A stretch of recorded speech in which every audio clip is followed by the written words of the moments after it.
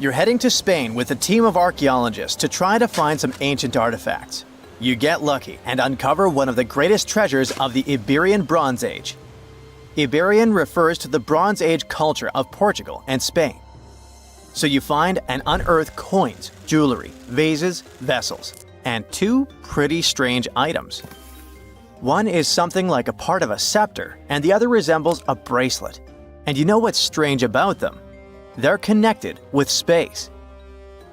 In 1963, several miles away from the city of Vienna, Spain, scientists discovered the treasure of Vienna, one of the most significant gold hoards from the Bronze Age. Interestingly, are there bronze treasures from the Golden Age? Never mind. All the gold found dates back to sometime between 1500 and 1200 BCE, except for that scepter and bracelet. They were made by inhabitants of another planet, so their production date is unknown. Okay, that's a joke. However, a small part of this joke is true. When scientists studied the found gold, they discovered that those two items were made of iron. So what, you might think? Well, the catch is that in the Bronze Age, people didn't mine or manufacture iron. Work with this metal began around 850 BCE, about 400 to 700 years after the creation of the treasure of Vienna. How is this possible? A clue to this mystery can be found in ancient Egypt. In the tomb of Pharaoh Tutankhamun, an iron dagger was found, which was also made of similar iron. But this dagger was much more valuable than all the others. And that's because it was made from a space object, a meteorite. Yeah, that bracelet and scepter were also made of meteoritic iron. Its difference from Earth metal is that cosmic iron has a high nickel content, so it all makes sense. People from the Bronze Age couldn't mine iron from the deep bowels of our planet, but nothing prevented them from collecting iron falling from the sky. Just imagine how cool it is to have jewelry or a dagger made of material that has traveled millions of years through the vast expanses of space. Perhaps it even contains particles of an ancient extinct star. Today, these two artifacts from the treasure of Vienna are the oldest recorded items in the Iberian Peninsula made of meteoritic iron. Now, with everything in its place, you can turn your attention to all the wealth of the treasure of Vienna. It contains 66 items: bowls, bracelets, bottles, gold jewelry, 3 silver bottles, and an amber gold button. 22 pounds of ancient gold. People hid it, and only after 3,000 years we were able to discover it. This archaeologist's dream can be found in the Vienna Museum, where exhibits from different time periods are presented, from prehistoric times like 50,000 years ago to the present day. Items from the Iberian period, from the Roman period, from the Arab civilization. You can find not only jewelry and coins, but there are also remnants of columns, ceramics, and other architectural artifacts. The collection is considered one of the most important prehistoric treasures of Europe. And the coolest thing is that you can see it all with your own eyes for just €2, which is about $2. Go to Vienna, find the museum, and enjoy. Hey buddy, I heard you have a metal detector. Could you help me find a hammer I left somewhere in the field? Your old farmer friend asks. You take a metal detector and go searching, but instead of a hammer, you find hundreds, even thousands of silver coins worth $2 million. You're so happy that the farmer lost that hammer, and now you're rich. Stop! Considering that this land belongs to the farmer, would you tell him about the find or take it with you? In reality, neither of these options happened. In 1992, Eric Laws was helping a farmer search for a lost hammer in a field near Hoxney, Suffolk, England. The metal detector stumbled upon a hidden treasure, a huge one.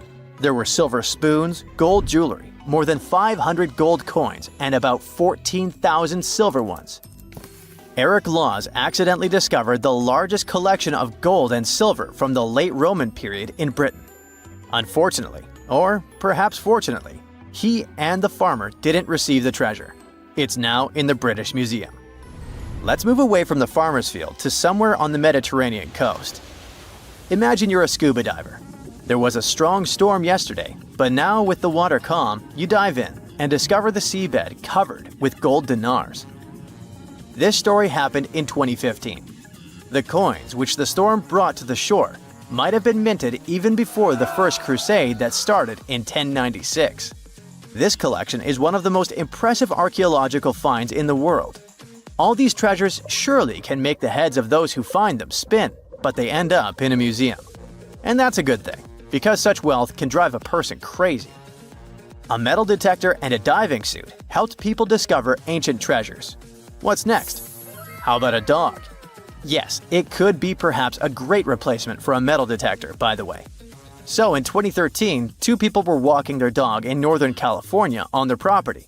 Suddenly, they discovered a rusty can filled with coins minted from 1847 to 1894. There were about 1,500 coins, and they all were gold. Another chance for a carefree, rich future? Not this time. The find caused a lot of controversy among specialists.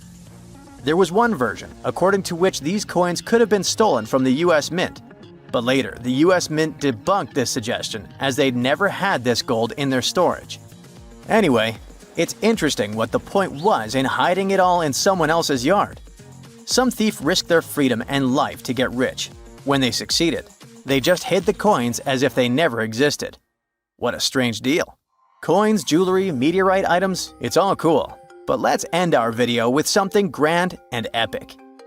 Archaeologists were conducting research near the Mediterranean coast of Egypt and discovered a treasure trove inside a sunken temple and sanctuary. Despite the waves, earthquakes, and seawater, the massive find was preserved in a not bad condition. The temple was built a very long time ago and collapsed in the middle of the 2nd century BCE. It was an important structure in ancient Egypt. People considered this place holy. Pharaohs came to the temple to seek help from the higher powers of Egyptian mythology to obtain titles for their rule. Titles of kings of the universe. For many people, this place was like the center of the universe, and now it lies forgotten on the seabed, almost ruined. Time spares nothing. Researchers found out the temple had been part of an ancient port city. A long time ago, an earthquake occurred in this area and destroyed the city. Tidal waves softened the ground and dragged the town into the Mediterranean Sea. While studying the temple, scientists found many secret treasures there: silver ceremonial instruments, gold jewelry, and alabaster vessels. In past times, people used them to store perfumes or greasy ointments called unguents. Perhaps in ancient Egypt, they weren't bad in the field of cosmetology. Near the temple, archaeologists discovered a Greek sanctuary. Apparently, the Greeks living in Egypt or coming here on business wanted to pay tribute to Aphrodite, so they created a small building in her honor. In that place, archaeologists found bronze and ceramic artifacts from different cultures. Scientists found out that the Greeks had permission to trade in the Egyptian city and even be its residents. It seems pharaohs living around 600 BCE were favorable to the Greeks. The profession of an archaeologist is very exciting. But what would you do if you found some ancient treasure? Before answering this question, find out what law applies to such finds in your country. The Sahara Desert is home to highly dangerous creatures like the Death Stalker scorpion and the desert horned viper. But they're nothing compared to a mysterious beast that lived there 95 million years ago. Scientists just found a new dinosaur species in the Sahara Desert of Niger. His official name is Spinosaurus mirabilis, and let's just say you wouldn't want to cross paths with him. This beast was as long as a school bus and weighed several tons. He was a massive, powerful predator. His whole body was built to hunt. He used a trap-like jaw to catch the largest fish prehistoric Africa had to offer. His bottom teeth actually poked outward, fitting perfectly between his top teeth to create a tight grip. Once those jaws closed and trapped fish, they couldn't get away. His name, mirabilis, actually means astonishing in Latin. And that's because this dinosaur was a showstopper. He had a really flashy, weird feature: a tall, I mean really tall, crest on his head. It was so big, the researchers actually had to go back to the site and gather more pieces just to make sense of it. Today, it's all just bones, but the team thinks that when he was alive, that crest was brightly colored. It curved up toward the sky like a glowing blade. and being that flashy had one main goal: to attract mates. It worked just like peacocks with their long, bright tails. It's all about showing off for their love interests. At least, that's what researchers think. This discovery is huge because it's only the second Spinosaurus species we've ever found, like the one that starred in Jurassic Park 3. These guys were among the biggest terrestrial carnivores of the late Cretaceous period. That is, meat-eating dinosaurs that lived about 100 to 66 million years ago. They were as huge and fierce as the famous T-Rex. For a long time, most people thought Spinosaurus were aquatic hunters, and we pictured this fierce monster stalking the shore or diving deep to hunt. Some research even suggests their long spines on the tail were basically built-in flippers. But that's not what most scientists believe anymore. New studies show that while the paddle-like tail looks great for swimming, it didn't actually have much muscle. It turns out those tails were likely just for show, kind of like a lizard tail. They just didn't have the power to push such a massive creature through the water. The density of their bones didn't help either. The bottom line is, they wouldn't have been terrible swimmers. They were super slow and couldn't really dive. To give you an idea, if we put this dinosaur next to a crocodile in a pool for a swimming competition, the crocodile would win every single time. Whether they were swimmers or not, scientists seem to agree on one thing: these guys loved the sea. Most of their fossils were found along the North African coast, but then the Mirabilis species showed up and totally changed the game. These were found in the Sahara, where there isn't a drop of water in sight today. Back then, this spot was about 300 to 600 miles away from the nearest ocean. So what's the story here? Is this actually a Spinosaurus? Well, it sure is. And the way scientists actually tracked it down in the middle of the desert is pretty interesting. Because for over 70 years, the main clue was right there, easy to find, but everyone missed it. Back in the 1950s, some French geologists were out in the desert looking for uranium. While they were searching, they stumbled upon these massive bones poking out of the sand at a place called Gadufawa. Nearby at another spot called Acarazeras, a geologist named Hugues Faure found a different fossil site. He found teeth that looked a lot like the ones from a Carcharodontosaurus, which was a massive carnivorous dinosaur. He wrote down one single line about it in his notes, and that was basically it. For some reason that nobody can explain, those notes just sat there. No one took them seriously or even bothered to go back to that site for decades. It wasn't until 2019 that a team led by Paul Sereno from the University of Chicago decided to finally follow that old lead. They basically turned it into a high-stakes treasure hunt. They headed out there, and a local Tuareg man led Sereno's team on motorbikes deep into the Sahara. He took them to a site called Jengwebe, where he remembered seeing fossilized bones a long time ago. Because it was such a long trek back to their main camp, the team didn't have much time. They could only grab a few fossils, mostly teeth and pieces of jawbones, before they had to leave. At that moment, they had no idea they were holding a brand new species in their hands. The team finally headed back there in 2022, and this time, they found even more fossils. That's when they finally put together the 40-foot-long find. And then they were able to confirm three big things. First, this new creature had a really tall and unusual crest on its head. Second, the way the teeth were set was a bit different from its famous relatives. And then we come to the biggest difference of all. For the first time ever, we're seeing a Spinosaurus that lived far from the ocean. But that raises a big question. How did it eat fish? Scientists have a theory. All those bones were found buried in the sediments of an ancient river. That means this dinosaur probably hunted for fish in shallow water. It was big and strong enough to wade into water over 6 feet deep, but it probably spent most of its time in shallow water, just waiting for a big fish to swim by. But if it didn't feel like sushi dinner, it could just wander through the woods and pluck something else to eat. Okay, so you're probably a little confused right now. I'm talking about forests and rivers. But wasn't this thing found in the middle of a desert? Well, the thing is, the Sahara looked completely different back then. It was actually green. The whole landscape was full of rivers and forests while these dinosaurs were roaming around. So that pretty much solves that mystery. But there are still plenty of other questions about this species, like how big they actually were. See, the problem is that the bones we found belonged to a young dinosaur, not a full-grown adult. Estimates say that the creature was probably about 26 feet long when he lost his life, but he could have grown a whole lot bigger than that. That leads us to the second mystery.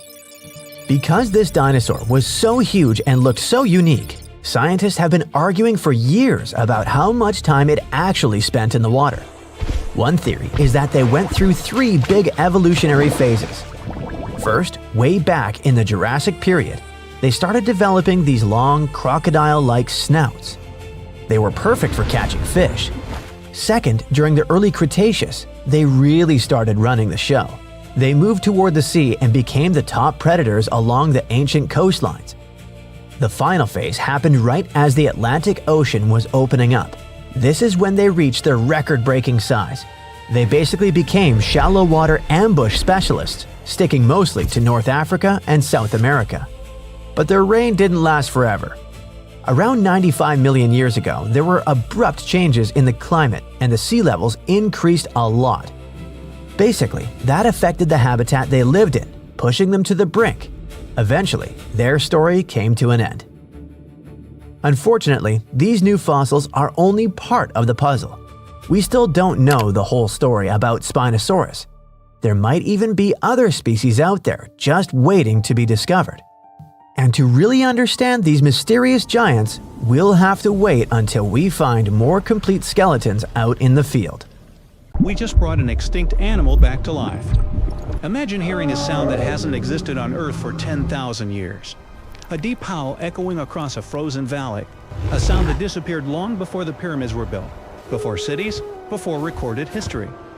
For the first time in human history, we might be able to bring back traits of animals that went extinct thousands of years ago, not through magic, not through cloning dinosaurs like in Jurassic Park, but through something much stranger, rewriting the DNA of living animals using the genetic code of the dead.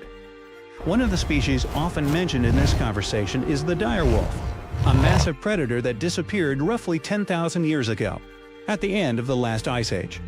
It looked like a wolf, but bigger, heavier, and built for hunting ice age megafauna.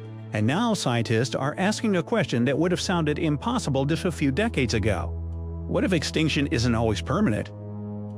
For most of human history, extinction meant the absolute end of a species. Once the last individual died, that was it. The genetic instructions that defined that animal, millions or billions of letters of DNA, slowly broke apart over time. All that remained were bones, fossils, and sometimes fragments of genetic material trapped in ice or sediment. But in the last 20 years, scientists have developed tools that allow them to do something extraordinary. They can read ancient DNA and not dot small pieces.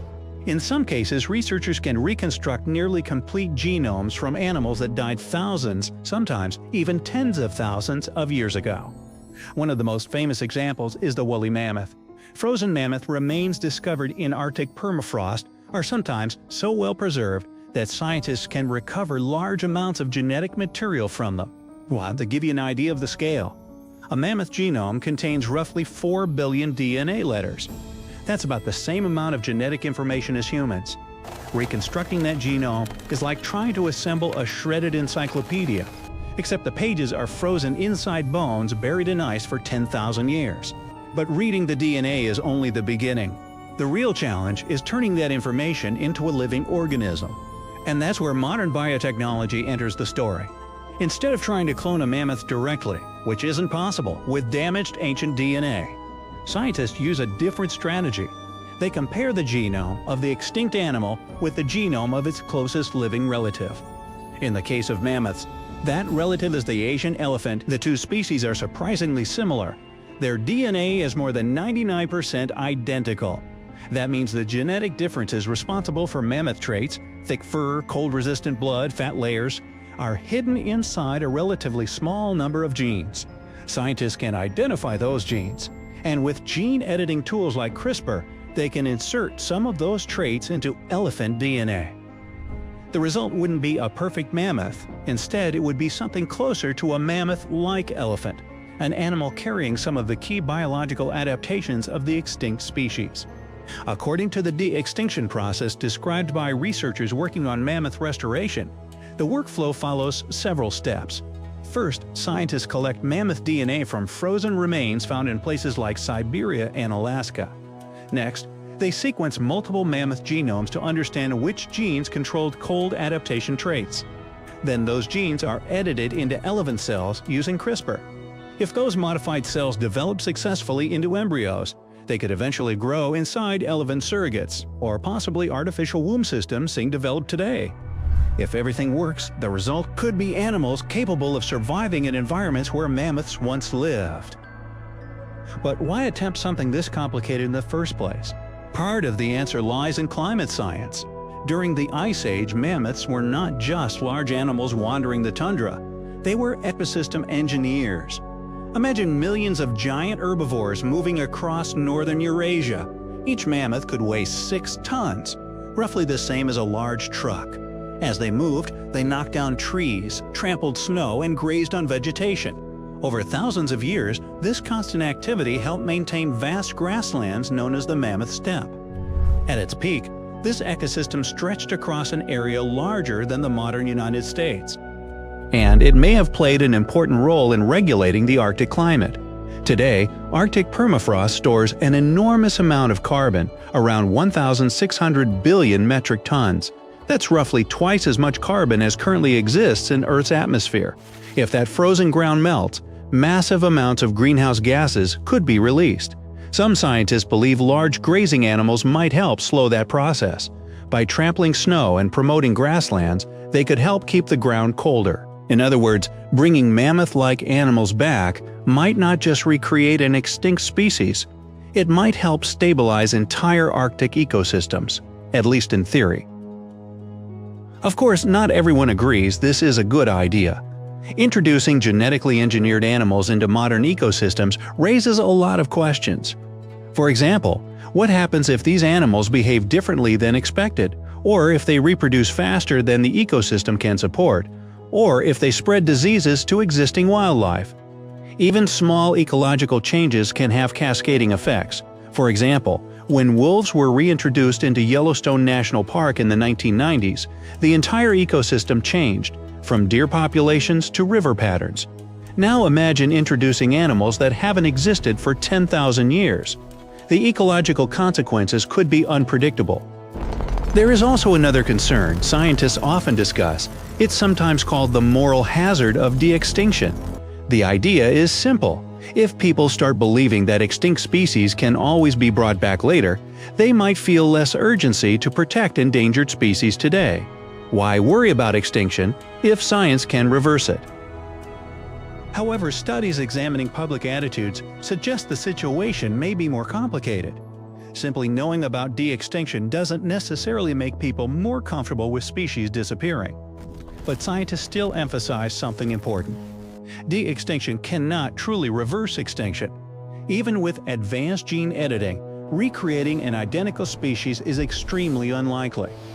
What scientists can create are genetic approximations, animals that resemble extinct species and may play similar ecological roles, but they are not perfect copies of the past. And yet, the technologies developed for de-extinction may still have enormous value. The same genetic tools could help scientists protect endangered animals today.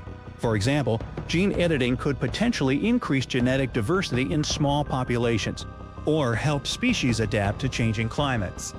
In other words, the real legacy of de-extinction might not be resurrecting lost species. It might be preventing future extinctions. For thousands of years, extinction seemed like a one-way door. Once a species passed through it, there was no way back. But modern biotechnology is beginning to challenge that assumption. Scientists are not bringing Ice Age animals back exactly as they once were, but for the first time in history, we may be able to restore parts of their biology, and maybe even parts of the ecosystems they once shaped. And that leaves us with a question humanity has never had to answer before. If we gain the power to partially reverse extinction, how carefully should we use it? Once upon a time, I searched through the jungle, following a map poorly drawn on a piece of cloth. After days of walking, I reached an ancient Mayan temple. As soon as I stepped in, a strange noise echoed. I turned to leave, but suddenly the floor cracked beneath my feet. I fell into a 1,600-year-old tomb. Finally, I got lucky. That day, I walked out with shiny jades, carved seashells, a creepy afterlife mask, and a curse that's been haunting me ever since. Well, okay, maybe it didn't happen exactly like that. Or maybe it didn't happen to me. Sadly, real-life archaeology is not like Indiana Jones movies. However, the findings can be as exciting and important, especially in Belize, where archaeologists just found the first identifiable ruler's tomb in the lost Mayan city of Caracol after 40 years of digging. A team of archaeologists finally unsealed a hidden chamber, buried deep beneath a structure they'd already studied. And inside that tomb, which is indeed around 1,600 years old, was Tikab Shak, the first known king of Caracol. His name is commonly interpreted as Tree Branch Rain Deity, which is poetic and incredibly awesome. King Shak was believed to be a Mayan deity in control of rain, thunder, and lightning. According to folklore, he used axes to strike rain-bearing snakes in the sky to make the rain fall. The buried king is considered to be the dynasty founder. The royal dynasty he founded lasted more than 460 years. And judging by what was buried with him, we can assume that King Shak was greatly celebrated. His tomb had jade beads, carved bones, seashell jewelry, and ritual pottery vessels. One of those vessels shows Ekchua, the Maya deity of trade, receiving offerings. Others showed bound prisoners. Archaeologists could tell they had found some high royalty when they noticed a considerable presence of red cinnabar in the tomb, a rare and expensive material from the Mayan world. Then there's a jade mosaic mask, pieced together like a puzzle to cover the king's face in brilliant green. Jade wasn't used just because it was shiny. It was sacred and symbolically associated with life and demise. Polished jade glistens like it's been dipped in water, cool at first, but quickly warming in your hand. To the ancient Maya, this lifelike quality made jade a living, breathing substance. And for this reason, it possessed high religious and spiritual importance. The Maya associated it with the breath of life, with royalty, and with eternity. Covering someone's face in jade showed just how high-ranking that person was. King Shak's mask has yet to be examined properly, but another famous mask of King Pakal was made of over 346 green jade stone fragments. That's a lot of painstaking work. But maybe the most symbolically fascinating thing about this king was that he was old. Not just lived a good life old, toothless old. To us, that means he didn't clean his teeth properly, because no, you don't usually lose teeth just from getting old, as long as you maintain good oral hygiene and dental care. On the other hand, according to Maya legends, toothless elders were believed to have spiritual powers. Rulers and shamans mediated between realms, and aged or underworld deities were often shown as toothless in art. Now, speaking of realms, Mayan cosmology divided the universe into 3 layers. The upper world was where the deities lived. The middle world was where humans lived. It was carried on the back of a giant turtle or caiman, and surrounded by a primordial sea. Beneath it was the underworld, known as Xibalba, a dark and complex realm of spirits and ancestors. And certain people, especially rulers, shamans, and elders, were believed to move between these worlds. This king was a ruler, had a deity-like name, and was a toothless elder. Boy, his power level must have been off the charts. But that's not all. Here's the eerie part. The tomb was buried beneath another tomb, which was discovered all the way back in 1993. Archaeologists were investigating a different burial when they realized there was another chamber hidden beneath it, an interesting hiding place. Remarkably, it worked. For more than 1,600 years, no one found him. This makes Tikab Shak's tomb the first ever discovered at Caracol that can be definitely linked to a known ruler, thanks to hieroglyphs, burial context, and artifacts. Now, if you're not a geography or history buff, you've probably never heard of Caracol. Today, it's a remote ruin deep in the jungles of western Belize. But around 16 centuries ago, Caracol was one of the largest and most powerful cities in the entire Maya world. At its peak, it covered over 77 square miles, which, for reference, is larger than modern-day Belize City. Its population was around 100,000 people. That's more than most cities in Europe had at that time. And it wasn't just big, it was advanced. Caracol had pyramids, ball courts, palaces, reservoirs, and a very complex road system. Stuff like limestone superhighways stretching miles through the jungle.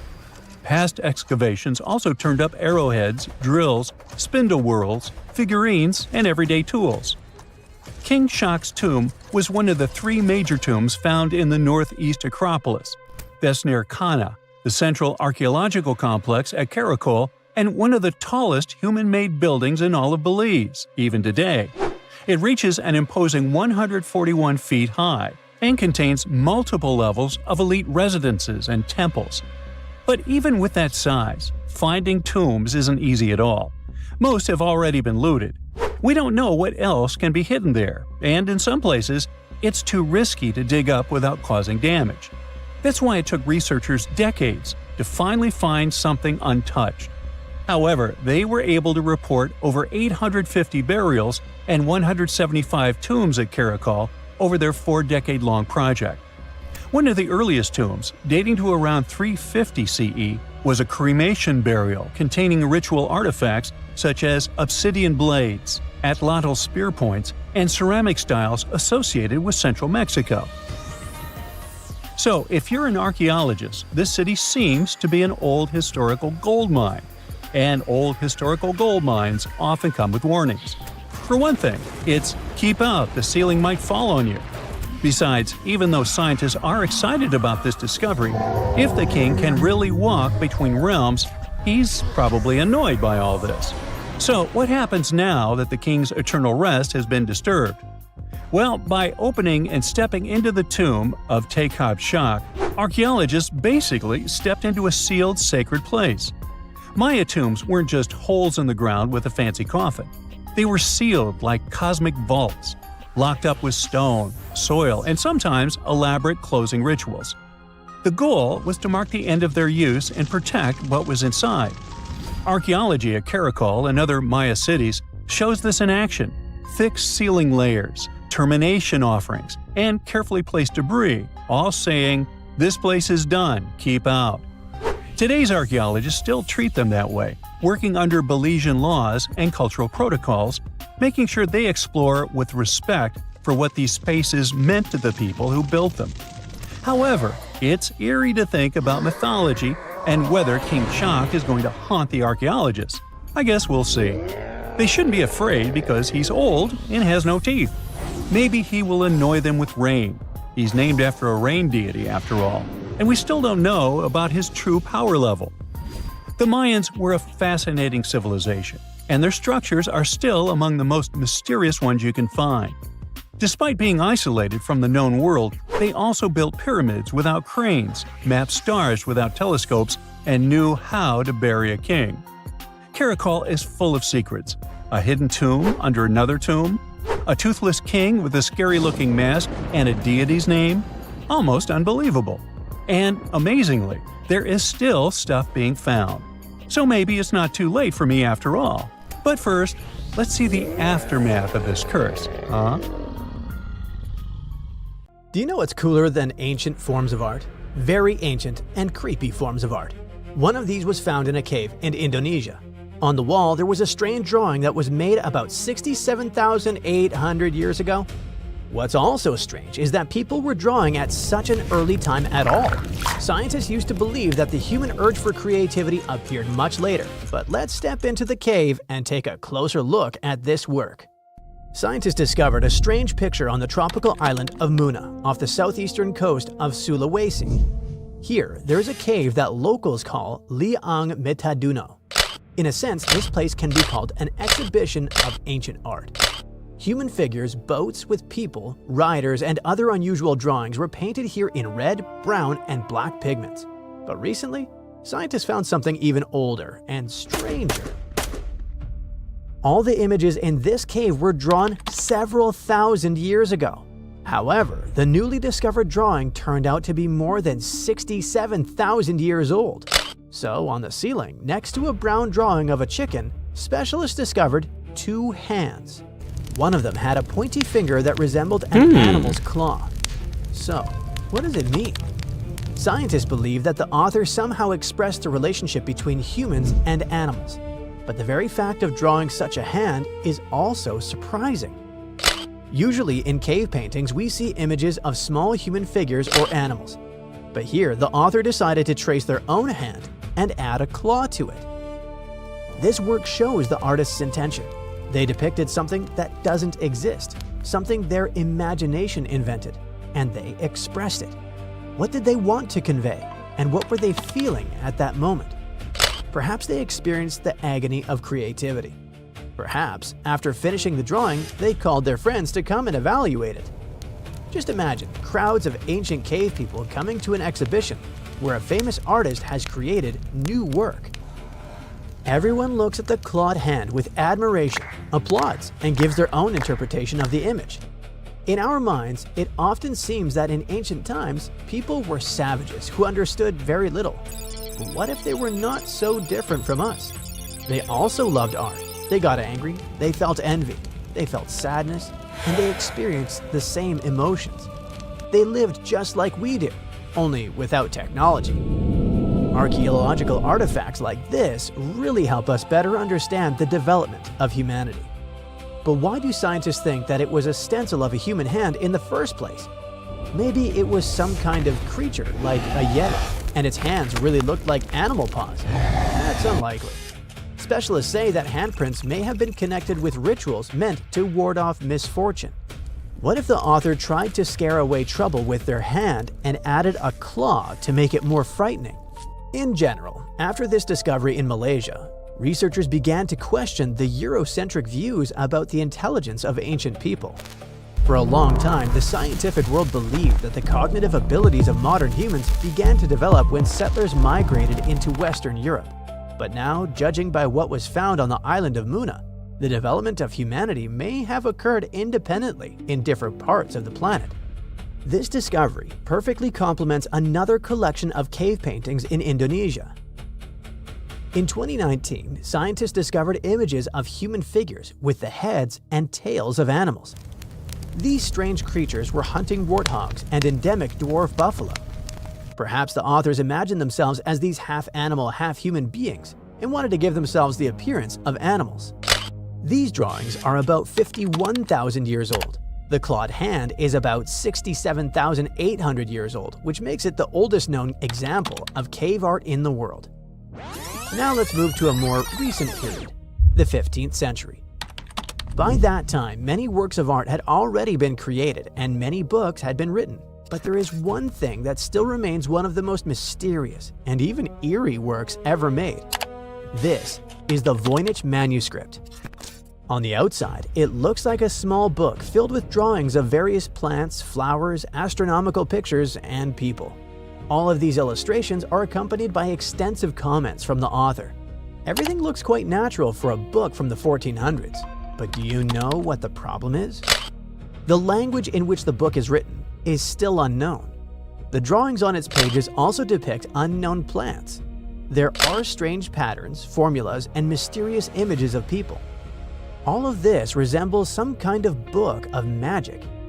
It also looks like an encyclopedia of an alternative world or a textbook on potion making. But how is it possible that with all our modern technology, we still have not deciphered this language and these images? Who was the author? What did they want to tell us? And who exactly was this Voynich? A book dealer and antique shop owner named Wilfrid Voynich discovered this manuscript in an Italian monastery in 1912 and immediately added it to his collection. The strange contents of the book quickly attracted the attention of scientists. For decades, historians, linguists, programmers, and other specialists tried to figure out what was written on its pages, but no one succeeded. Of course, there were theories. Some scientists believed it was written in Hebrew. Botanists suggested that the language in the manuscript had Mexican origins. On one hand, it could be an unknown language that disappeared. On the other hand, it could be some kind of cipher.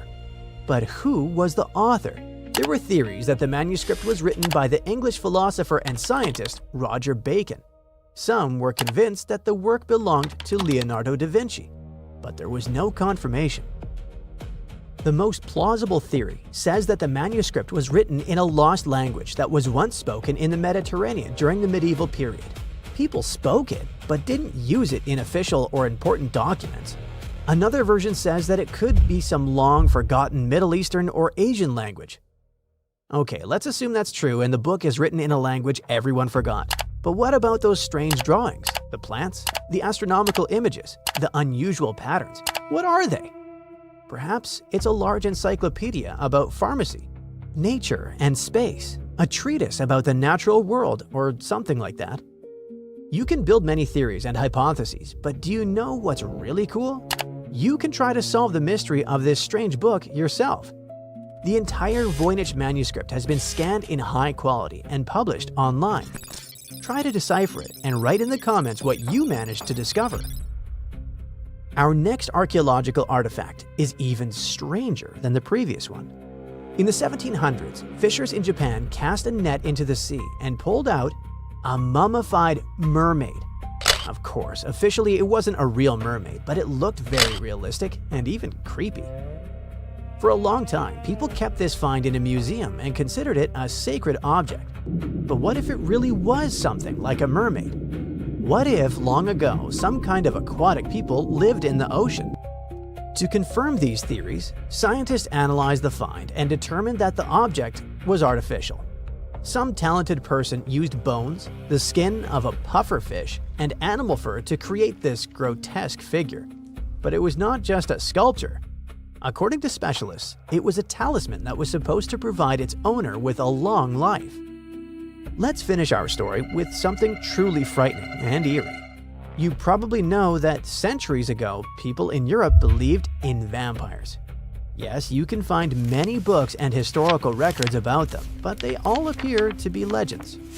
However, several years ago, archaeologists discovered rather chilling evidence that people believed in these stories very strongly.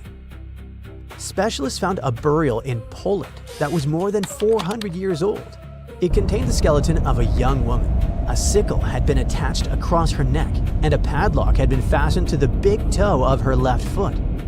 Scientists suggested that the locals were afraid this woman might become a vampire and rise from the grave. So just in case, they took precautions and added these objects to her body. Deep in Petra's Red Cliffs, archaeologists found a hidden tomb. Inside, there were 12 skeletons. They remained untouched for over 2,000 years, and that's a really weird thing. Most tombs in Petra have been looted, so what makes this find stand out? Let's figure it out. This is the ancient city of Petra. Its huge sandstone cliffs are hard to forget. No wonder it's one of the new 7 wonders of the world. The buildings here are carved straight into the rock, and it already makes the place look unreal. But Petra has also been a star in the archaeology world for a long time. Once, Petra appeared in the movie Indiana Jones and the Last Crusade. Some scenes were filmed right in front of the famous building called Al-Kazne, or the Treasury. But recently, something even more exciting happened there in real life. A TV team from the show Expedition Unknown came to Petra to film a new investigation. And while they were there, archaeologists made a huge discovery. They found 12 human skeletons and several ancient objects. All of them were buried under the ground in front of the treasury, hidden there for about 2,000 years. Archaeologists didn't start digging right away. First, they used a special tool called ground-penetrating radar, something like an X-ray for the ground. Instead of guessing where to dig, the machine scans underground and shows shapes that might be tombs or empty spaces. Anyway, when the team looked at the radar data, something interesting showed up. The patterns looked very similar to places in Petra where tombs had already been found before. That was a big clue that something might be hiding underground. After seeing the results, the authorities of Jordan gave permission for the excavation. That's when the team finally started digging under the famous site. And that's how they uncovered the skeletons and ancient artifacts. Interestingly, many tombs in Petra have been found completely empty, because over the centuries, anything valuable was taken by looters, or simply disappeared with time. But this tomb was very different. Inside, the team discovered 12 human skeletons and a few ancient objects. Some of the bones even had mold on them. That happened because Petra is carved into sandstone cliffs. Sandstone is quite porous, which means it can soak up water like a giant sponge. The area sometimes floods, and moisture likely slowly made its way into the tomb. Along with the skeletons, the archaeologists found stuff made of bronze, iron, and ceramic. One object stood out: a ceramic chalice resting in the arms of one of the buried people. It was almost as if the person had been holding it when they were laid to rest. Mysteriously, the cup looked a lot like the Holy Grail from the Indiana Jones movie. The famous building above the tomb, the Al-Khazneh, stands near the main entrance to the city. It's believed to be at least 2,000 years old. This huge structure is carved directly into the sandstone cliffs. Today, it's one of the most recognizable landmarks in the world. But even though the treasury is so famous, archaeologists still don't fully understand its history. One reason is that many of the nearby tombs didn't contain many artifacts, and without things to study, it becomes much harder to figure out exactly when the building was made or how it was used. That's why the team was so excited. The discovery could help them learn more about the ancient people who lived in Petra and built the city. The location of the tomb might already be an important clue. You see, being buried right in front of the treasury was probably a huge honor.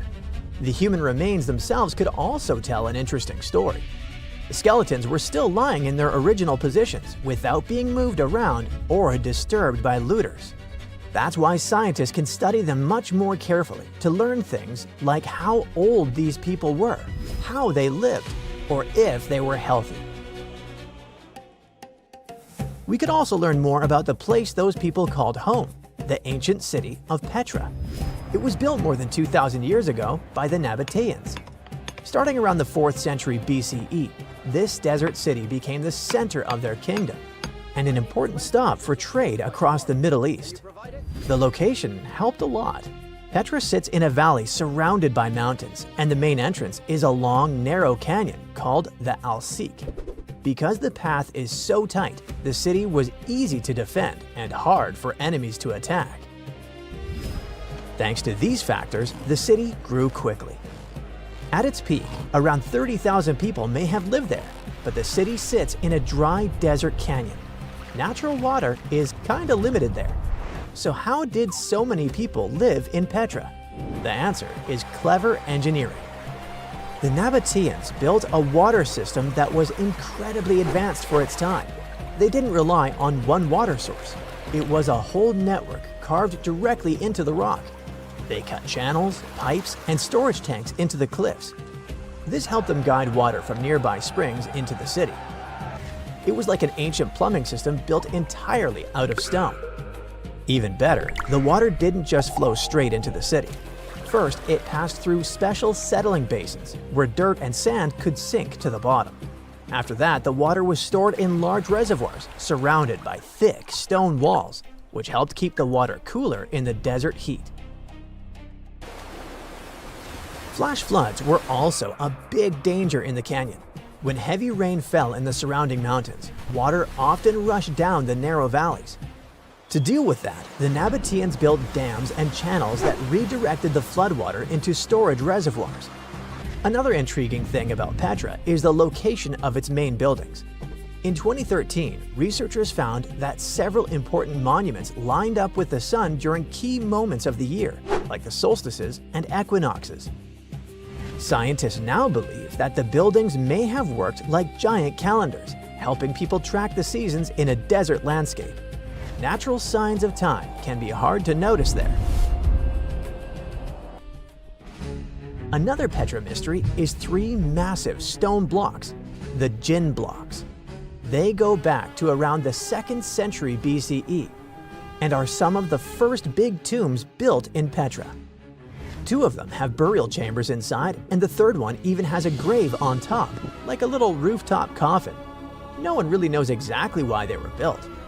Most experts say they were tombs, but some think they may have been carved to honor deities or used in rituals.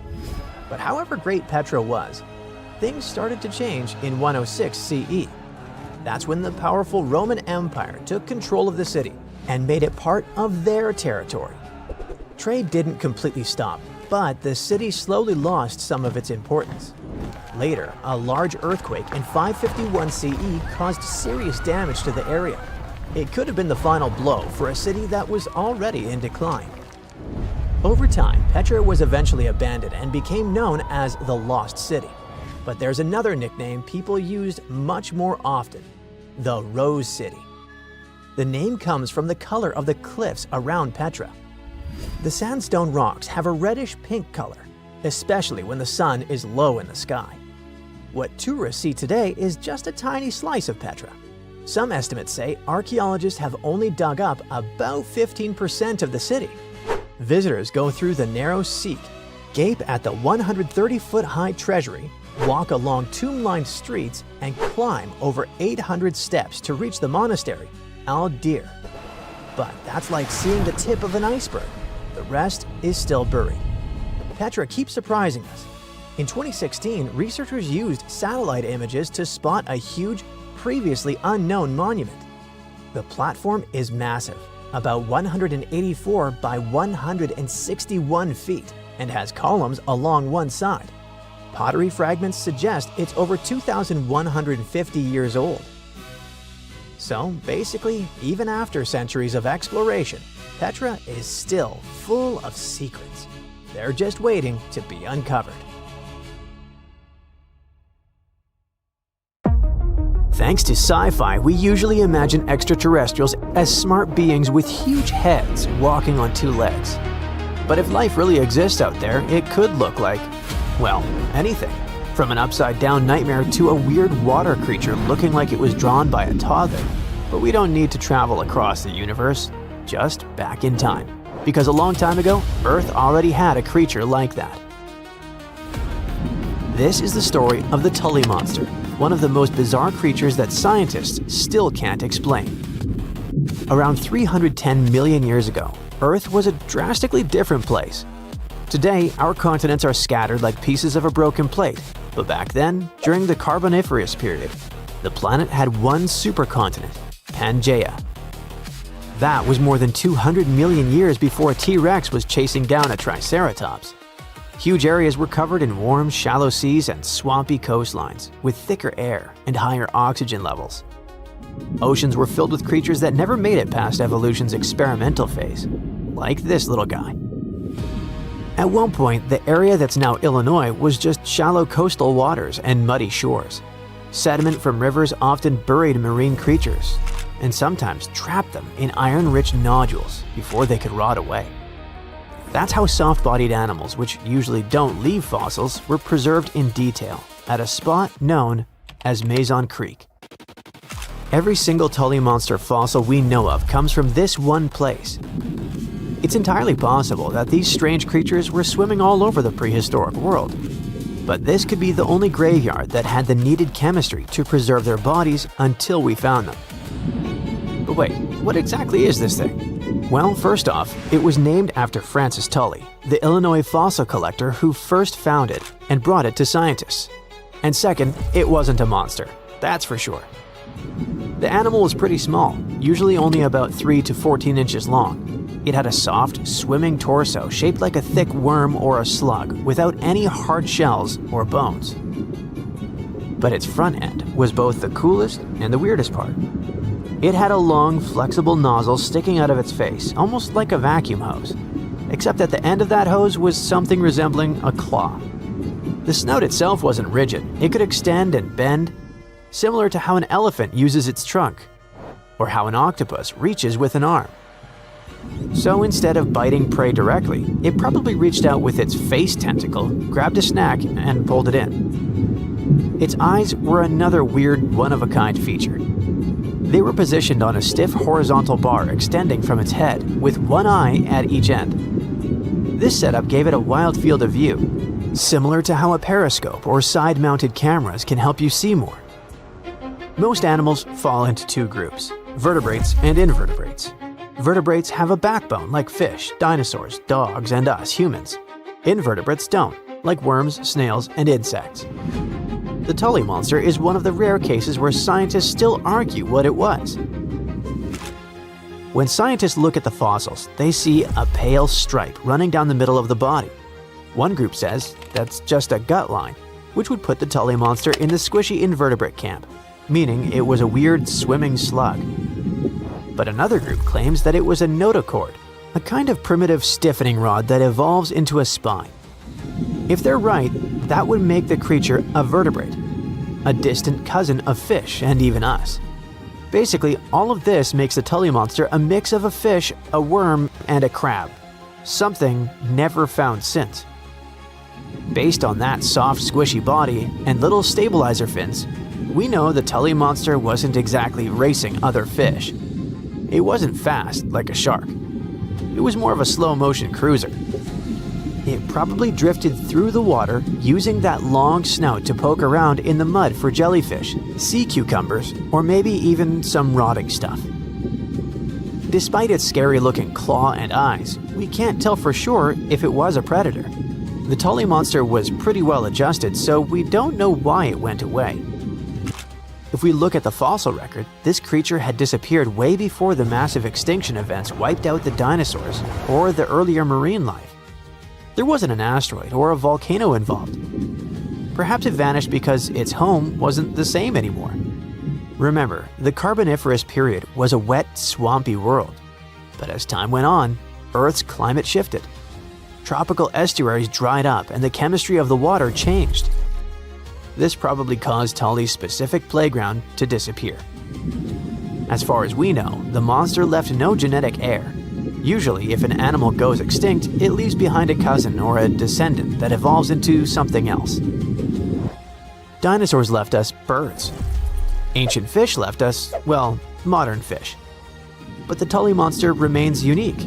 There's nothing alive today that looks remotely like it, and that's exactly why scientists are still pulling their hair out trying to classify it. We aren't confused because we're missing the pieces. In fact, we have over 2,000 fossils. We're confused because we have nothing to compare it to. And who knows, oceans are largely unexplored, so we might run into some new creature eventually that will add new pieces to the evolutionary puzzle. The Tully monster might be the captain among the weird prehistoric swimmers, but it definitely wasn't alone. If we look back at the fossil record, especially during the Cambrian and Permian periods, we'll find a whole gallery of evolutionary experiments that look like they were designed by a committee of ETs. For example, we had hallucigenia, our upside-down creature. When scientists first found fossils of this tiny worm-like creature, they didn't know which side was up. On one side of its body, they saw long, sharp spines. On the other, they saw soft, stubby protrusions. They assumed the tough parts were legs and the soft protrusions were tentacles on the animal's back. Years later, better fossils revealed it was actually the other way around. The whole animal was put together upside down. The spines were like defensive spikes sticking up, and the softer parts were actually short legs meant to touch the ground. In other words, it wasn't walking on stilts at all. It had been upside down the whole time. Then there was Opabinia. This thing looks like a shrimp that got extremely confused. Most animals are happy with 2 eyes. Spiders have 8, but Opabinia decided it needed 5 for some reason. 5 mushroom-shaped eyes found out on its head, giving it a 360-degree view of the world. And if that wasn't enough, it had a long, flexible nozzle sticking out of its face, kind of like that of the Tully monster. When this animal was first presented at a science conference in the 1970s, the room actually erupted in laughter because everyone thought it was a practical joke. Finally, there was a creature called Helicoprion. At first glance, it looks like a shark, but look at the mouth. Instead of a normal jaw that opens and closes like a hinge, it had something called a tooth whorl. As it grew new teeth, the old ones rotated inward, creating a literal spiral of teeth in its lower jaw. It looked like a circular saw blade embedded in its chin. Scientists spent decades arguing about where this saw blade actually went. Some put it on the nose, some on the tail, until they finally realized it was inside the mouth. All of these creatures, the Tully monster, the upside-down worm, the five-eyed shrimp, and the buzzsaw shark, remind us of one thing. We think we know what life looks like, but the history of our own planet proves that biology can be stranger than any sci-fi movie. We shouldn't assume evolution follows a straight line toward normal animals like us. Sometimes it takes a detour into the Twilight Zone. It turns out the Great Pyramid of Giza might be way older than we think, like over 20,000 years old. That's older than farming or written language. But then, who built such astonishing monuments? Were those even human? Italian researcher Alberto Donini based his idea on something called the relative erosion method. In short, you look at how stone wears down over time and say, yeah, this kind of damage would take way longer than a few thousand years. But before we dive deeper, here's a quick refresher on the pyramids themselves. The pyramids of Giza are some of the oldest giant stone structures ever made by humans. Two of them are still the tallest pyramids ever built in the ancient world, and the Great Pyramid of Khufu is the tallest of the three. There's one more reason why that Great Pyramid is special. It's the only one of the original 7 wonders of the ancient world that's still standing today. Now, these pyramids weren't built in one sudden aha moment. A lot of people over many generations worked on them, and you can see their progress over time. Early pyramids have mistakes, weird angles, and structural issues. As for the later ones, they get cleaner and more efficient. It looks like the builders were slowly figuring things out. Each generation solved new engineering problems and got better at it. It's like updates to a smartphone. Each new version is smoother and more advanced. This brings us to the big questions. How old are the pyramids? And who built them? Oh, and how on earth did people move and stack stones that weigh as much as trucks without modern machines? Well, so far we have pretty solid evidence for the general timeline and the workers involved in the process. But the exact construction methods are still debated. And that's why claims like this 20,000-year-old pyramid idea get so popular. Most historians stick with the traditional dating, around 4,500 years old. Now let's get back to the relative erosion method. Wind, rain, heat, cold, they all slowly eat away at rock. And the longer a stone sits outside, the more damage it collects. Like how an old sidewalk looks way rougher than a brand new one. And the Great Pyramid wasn't always rough and blocky. It used to be wrapped in smooth white limestone. But after a big earthquake in the year 1303, Egyptians pulled off the outer stones and used them to rebuild Cairo. That's why parts of the pyramid have only been exposed to the weather for about 675 years. At the base of the pyramid, there's a limestone pavement. Some of it was hidden under those casing stones for thousands of years and only got exposed after they were removed. Right next to it, there's pavement made of the same stone, but it has been exposed since the day the pyramid was built. These different amounts of time in the open turn the pyramid into a natural stopwatch. Basically, Donini looked at two parts of the same stone, asking a simple question. If this much damage happened in 675 years, how long would it take to make that much damage? To get the answer, he didn't examine just one spot. He checked 12 different places around the pyramid, because stone doesn't wear down evenly everywhere. Some areas get more wind, others are exposed to more sun, and some may have tiny cracks that speed things up. Because of that, the numbers he got were very different. Some spots made the pyramid seem pretty young. Other spots made it seem crazy old. So instead of picking one number, he averaged them all together. And when he did that, the average came out to around 25,000 years old.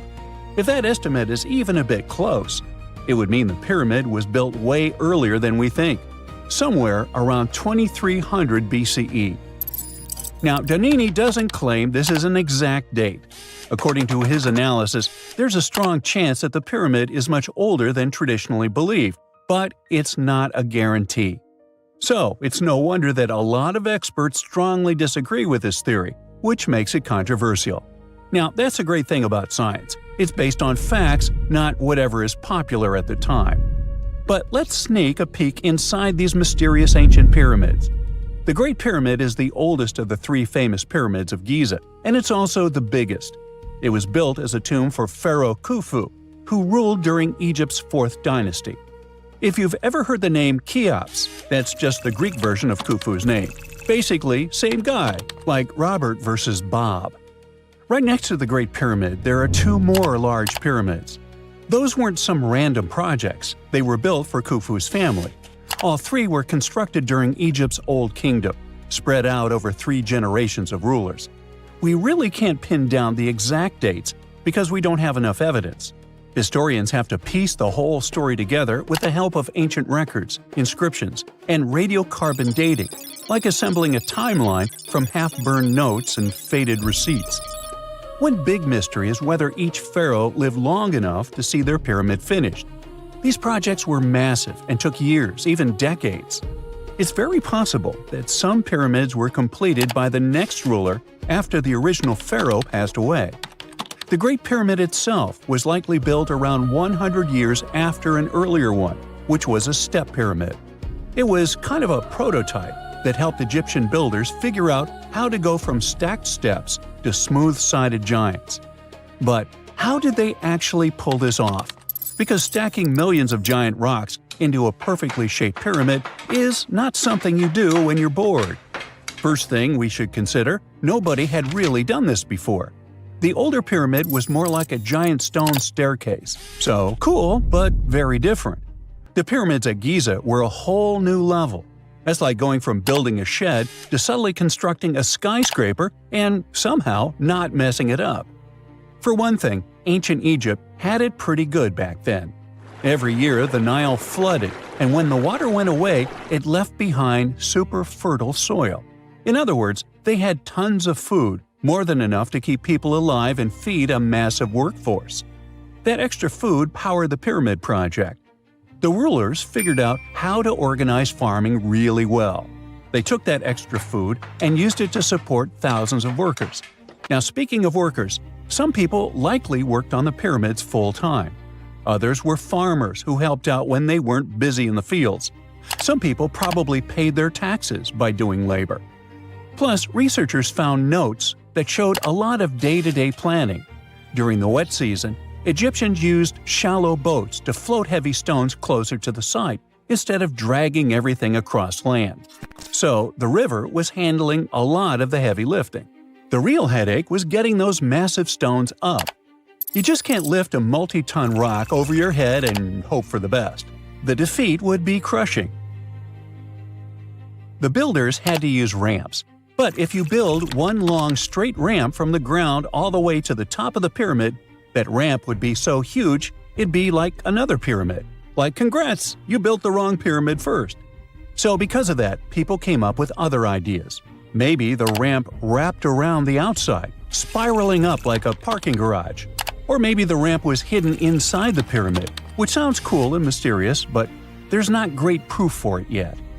What helped a lot was a discovery of an old stone quarry called Hatnub from the same time period. Archaeologists found a super steep ramp system that everyone used to think was impossible.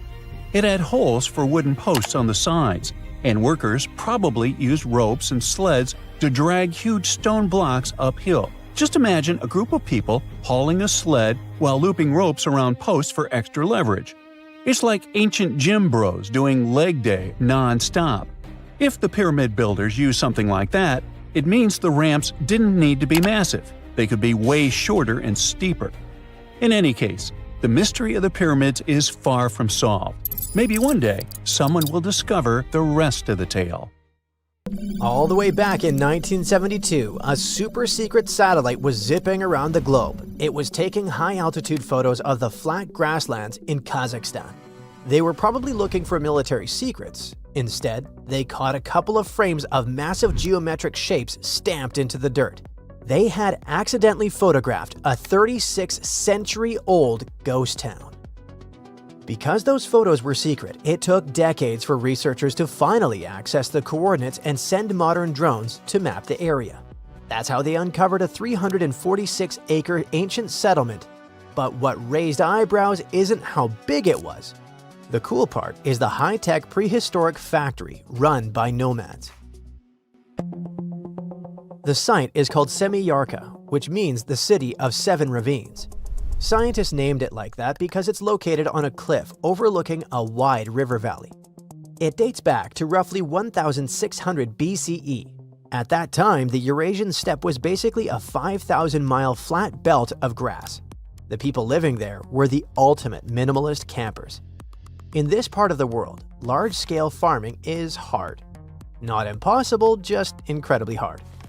It's much easier to befriend cattle and move when they're running out of food. Basically, nomads relied completely on herds of sheep and horses to survive. But if you keep a massive herd in one spot, they will chew the grass down to the dirt eventually. That gave humans a simple choice. Strap everything you own on an animal and follow fresh grass. Their food came straight from the animals as well. They lived on meat and fermented mare's milk, a sour, slightly alcoholic drink created by allowing horse milk to ferment in leather bags. But for some reason, builders in Semiyarka decided to stay. They settled on that cliff to build a heavy manufacturing plant right in the middle of the Bronze Age.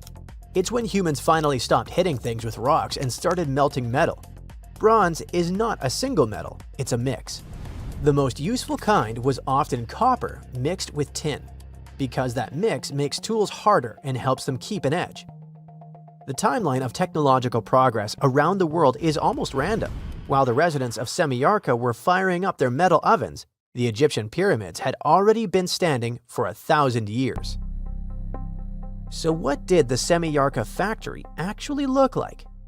We are way too early in the timeline for conveyor belts and brick chimneys. A Bronze Age metal shop was basically an outdoor dirt lot. It was noisy and covered in soot. It's fair to assume it smelled terrible. Charcoal smoke, burnt wood, melted metal. Probably not that different from a modern factory without AC. If we could take a walking tour, we would see scorched ground and broken clay everywhere. Workers kept all that loud work confined to the southeastern edge of town.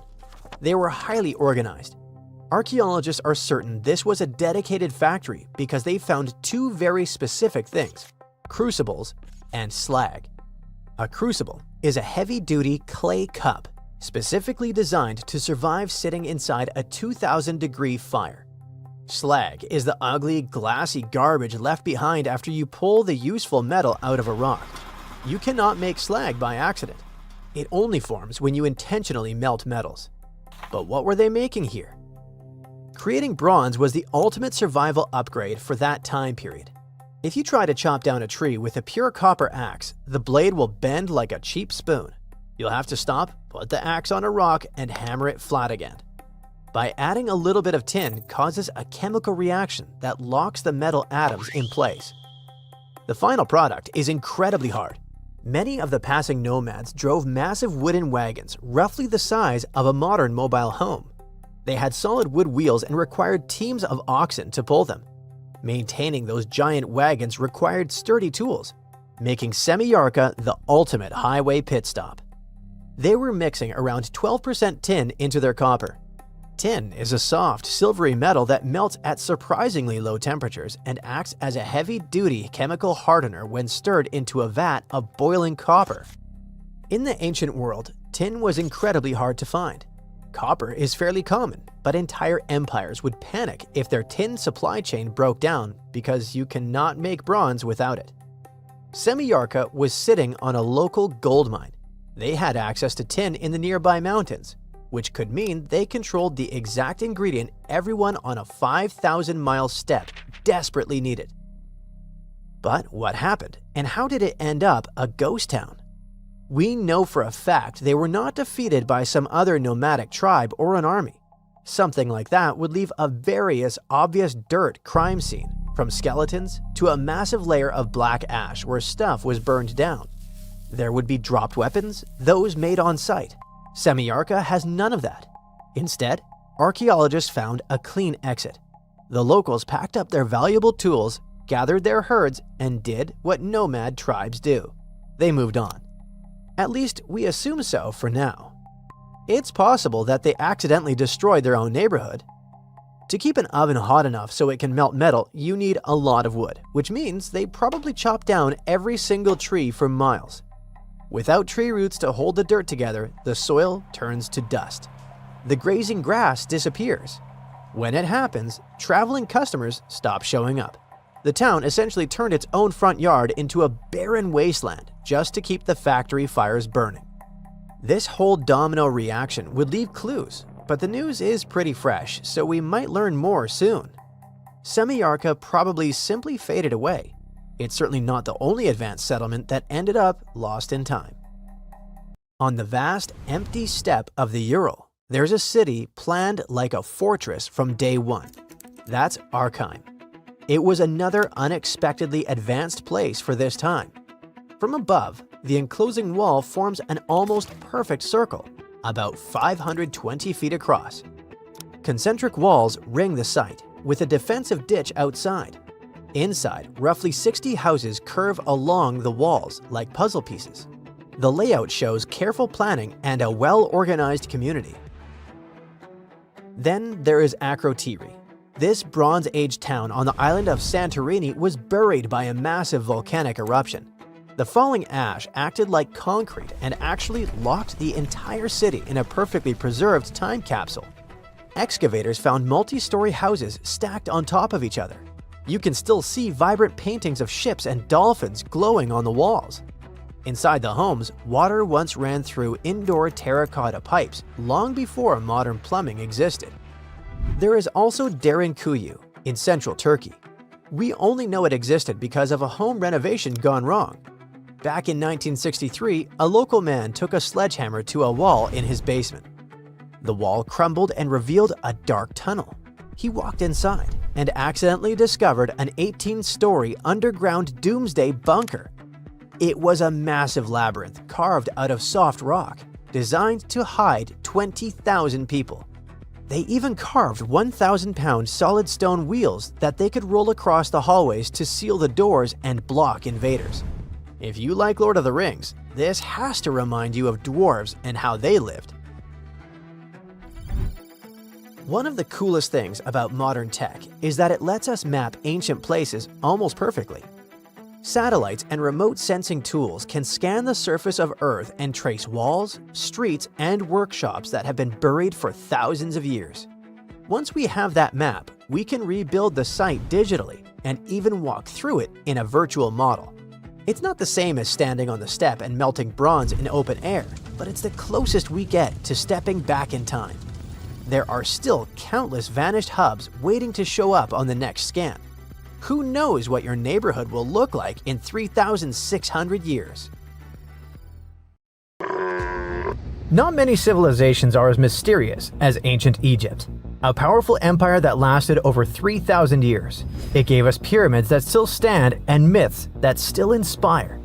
It's one of the most explored places on Earth, yet somehow we still find exciting stuff. In Abydos, archaeologists just uncovered a 3,600-year-old royal tomb. It's huge! It has golden hieroglyphs of deities covering the entrance, but the pharaoh's name?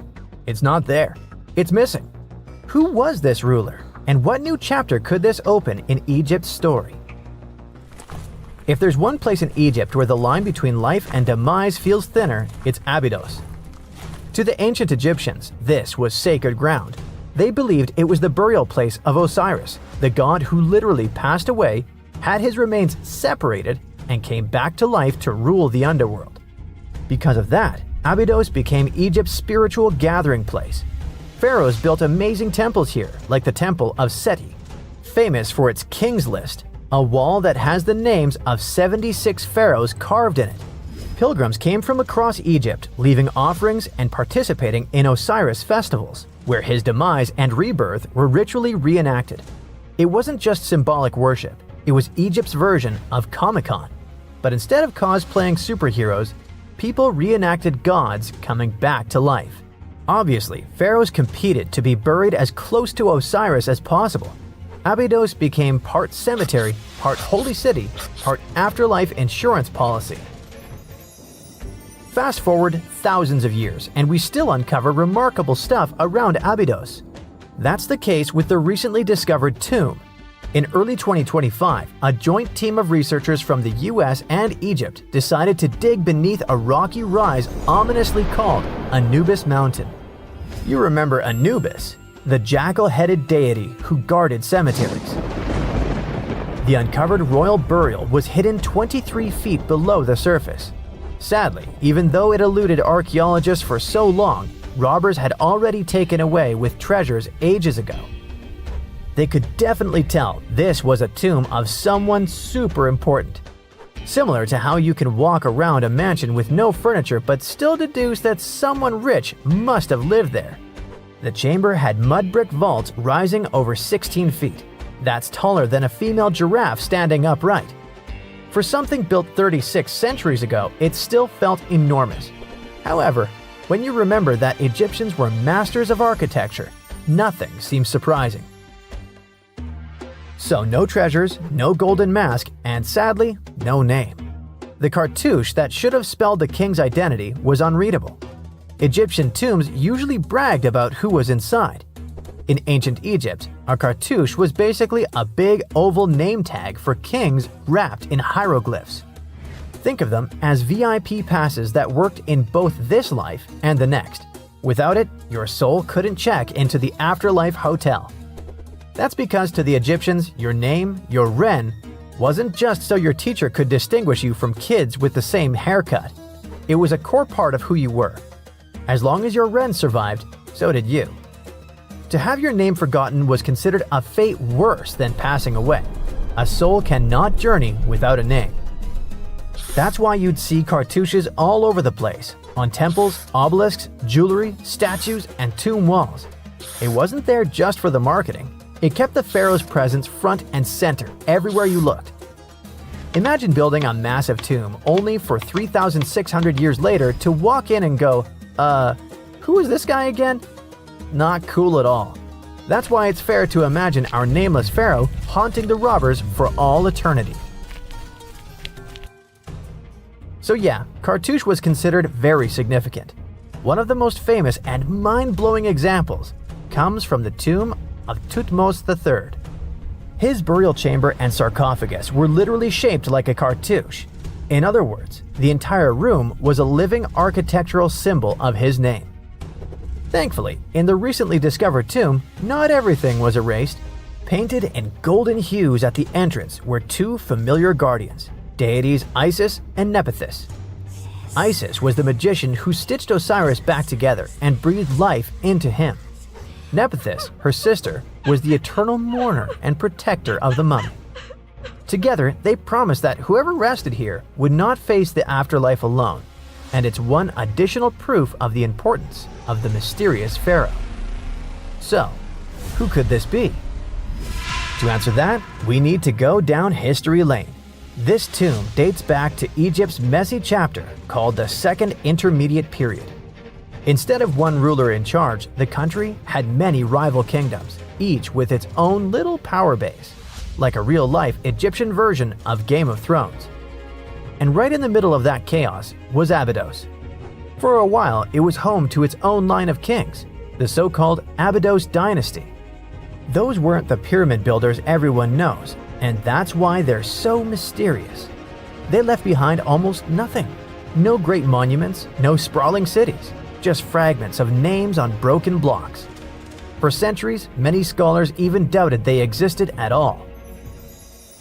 That sorta changed in 2014, when archaeologists uncovered the tomb of Senebkay, one of those shadowy kings. Now, everything we know about Senebkay points to him having quite a story to tell. His bones revealed 18 deep wounds, the kind you get in battle. He had blows to his skull, back, and hands, and likely lost his life fighting. making him one of the few pharaohs we know who sadly fell in combat.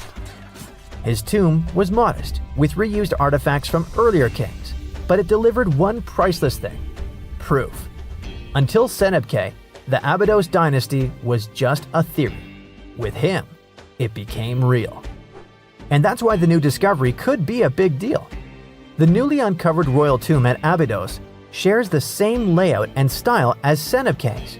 It has limestone chambers, mud brick vaults, and protective deities, although it's much bigger.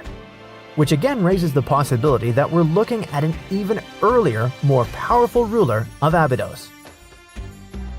Whoever he was, he wanted to be remembered alongside the greats. Which is ironic, because it seems that history tried erasing him. Perhaps additional findings alongside his tomb could tell us more. Yes, there's more, and it's actually pretty cool. Not far from Abydos, in the village of Banawit, archaeologists uncovered a Roman-era pottery workshop. Yeah, you heard that right, a pottery factory close to a pharaoh's burial ground. The site had huge clay kilns, storage rooms, and even broken shards called ostraca. They were basically ancient sticky notes, except instead of shopping lists, those had receipts scratched onto them in Greek and Demotic Egyptian. Little records of everyday transactions, the kind of thing you'd never expect to find near a lost dynasty king. Honestly, the potters missed a chance. Forget boring receipts, they should have been selling Osiris's mugs and Anubis figurines to pilgrims and tourists.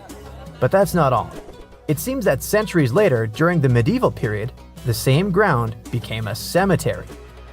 Archaeologists found mud brick graves with skeletal remains. This could mean that Abydos kept its aura of significance for hundreds of years after the age of pharaohs. So why this hill again and again? Is this place really a getaway to the afterlife? It is, after all, the very place where Osiris is said to rest. That belief lingered like a shadow for thousands of years, strong enough to pull in pharaohs and later medieval families. Different rituals, same sacred ground.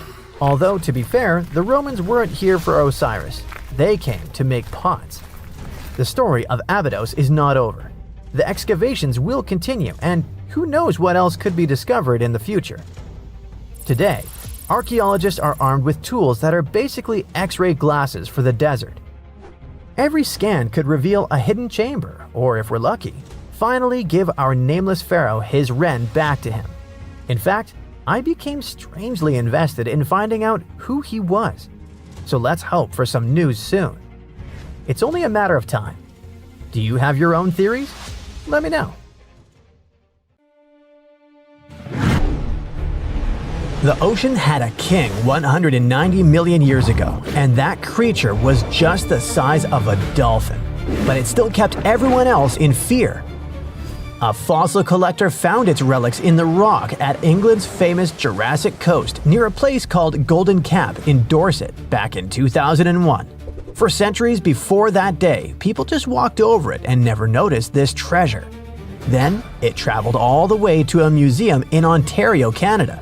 But it was still there until, in late 2025, scientists realized they weren't looking at just another sea reptile, but at something unique. The only known specimen of its species. The find received a nickname, the Sword Dragon of Dorset, and got the attention of the scientific world. Ichthyosaurus, the group this animal belongs to, spent their lives in the ocean, but they don't have much in common with fish. Think of them as the marine equivalent of dinosaurs' cousins. For millions of years, they ruled the seas the way sharks and whales dominate today. But the sword dragon didn't have much in common with those bad guys.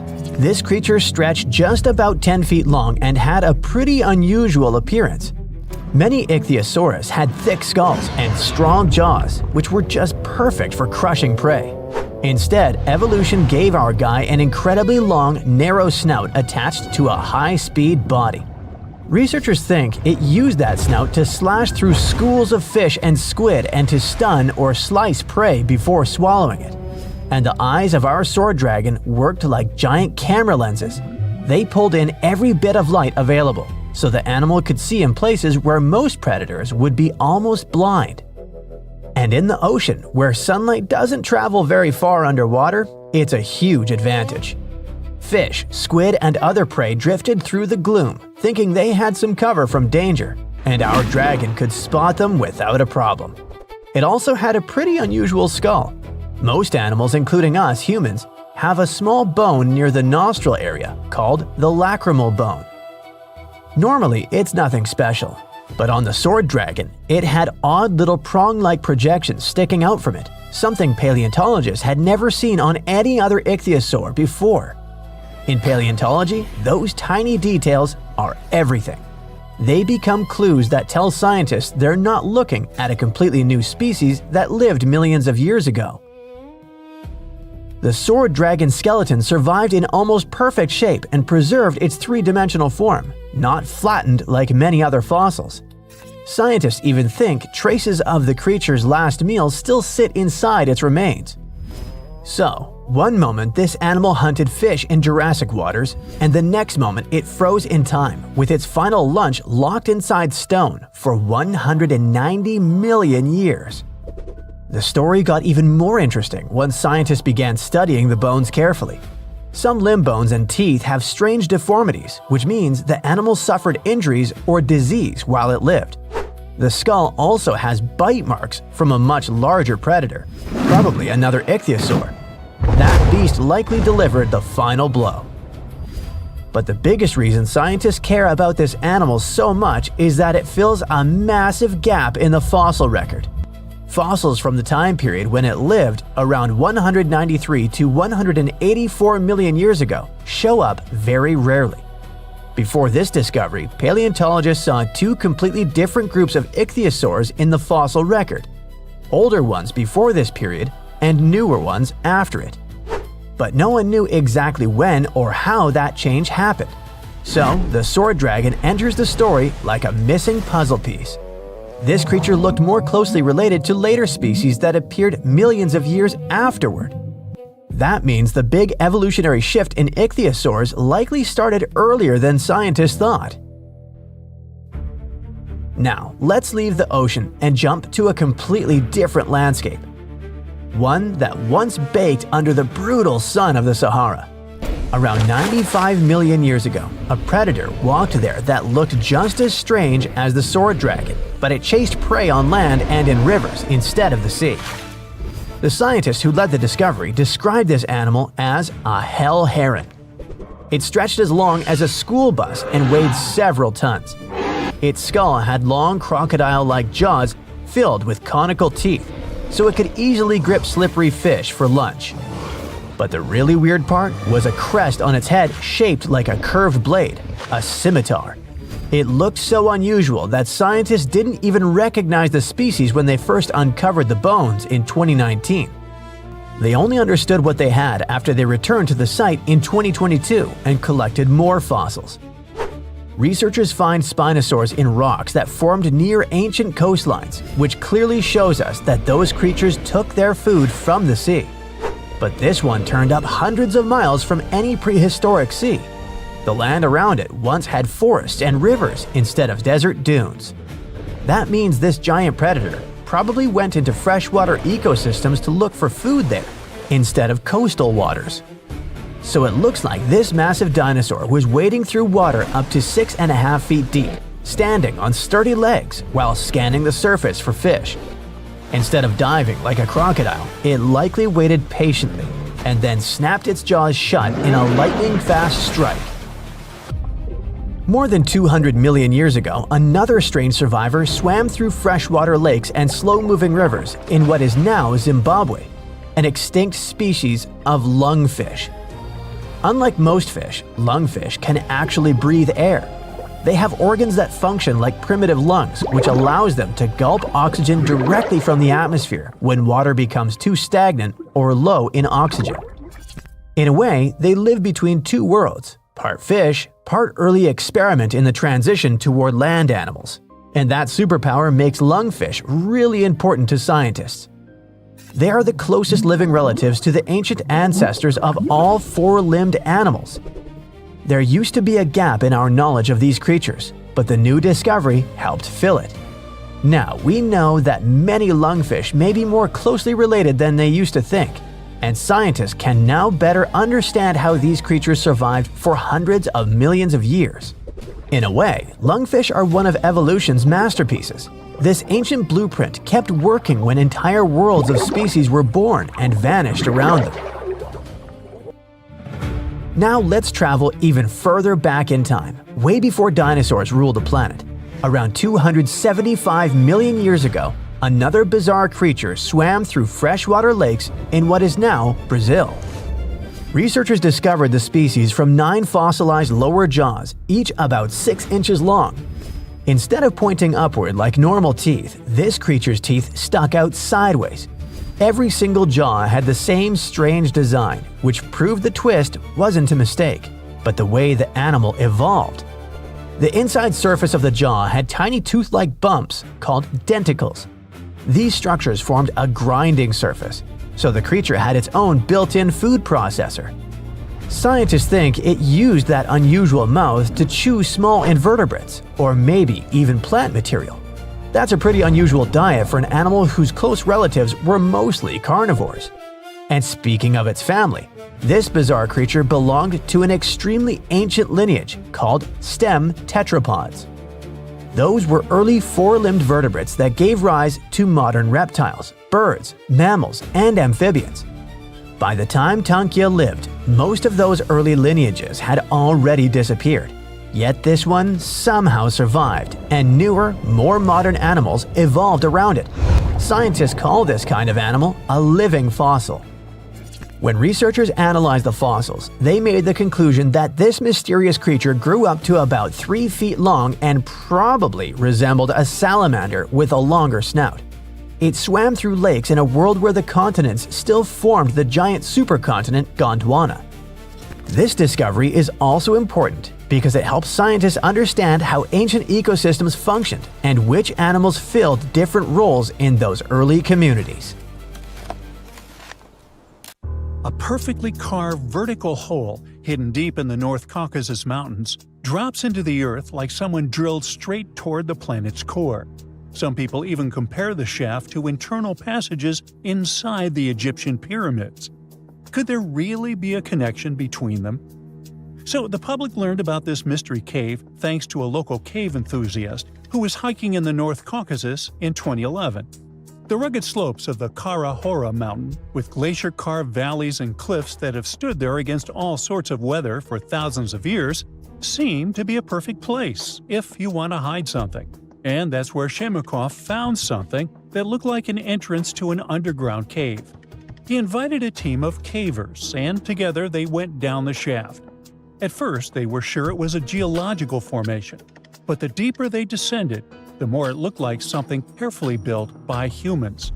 There were massive stone blocks that seemed fitted together so tightly that you couldn't push a knife blade between them. Some sources also say the shaft drops almost perfectly vertical, and its walls look polished, as if giant machinery smoothed them long before modern tools existed. But in reality, this smooth appearance results from natural geological fractures. What's really weird are openings resembling ventilation channels. These passages seem designed to move air through the structure. Natural caves rarely organize airflow this cleanly. That detail alone makes researchers argue whether someone designed and built all this intentionally. And if someone did build it on purpose, it would have to be one really advanced civilization. Some people said Shemakov described his discovery in every detail in his diary. But even if it really existed, it was lost. So we'll never know what was in it. In fact, we know so little about this man, and his discovery wasn't mentioned a lot on TV or elsewhere, that some people even questioned if he existed at all. Or maybe he saw something down there he shouldn't have seen. And there's no way to double-check, as he was hit by a car and passed away just 4 years after the discovery. This tragedy fueled even more rumors, speculation, and conspiracy theories. Geologists are trying to find a more logical explanation for this shaft, of course. The Caucasus Mountains are part of a massive chain called the Alpida Belt, which stretches all the way from southeastern Europe right into Asia. The Caucasus formed as a result of a tectonic plate collision. All these massive plates are still restless and constantly pushing against each other today. So the entire region gets hit with strong earthquakes on a regular basis. Plus, water, pressure, and chemical reactions can carve vertical shafts over millions of years.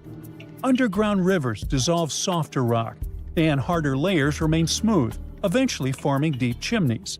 But erosion usually creates randomness, and Kara Hora has symmetry, angles, and fitted stone features that resemble architecture more than accident.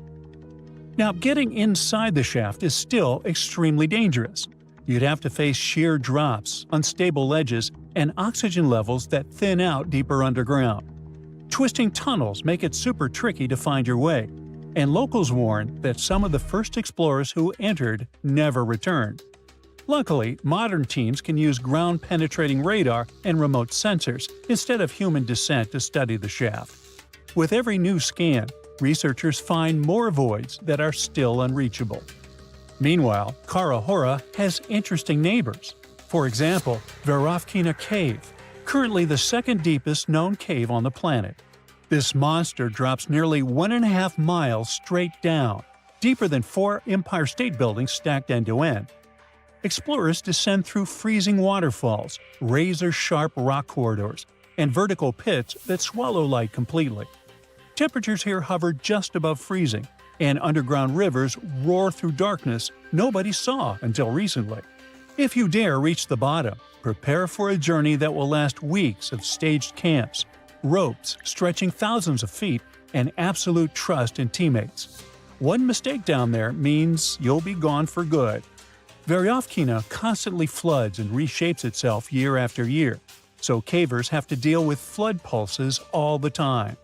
Water cuts deeper into the limestone rock and expands chambers slowly but surely, and then, because of the volume, suddenly bursts through cave openings. But this doesn't stop scientists from going down there to measure oxygen, airflow, and mineral growth to understand how caves evolve over geologic time.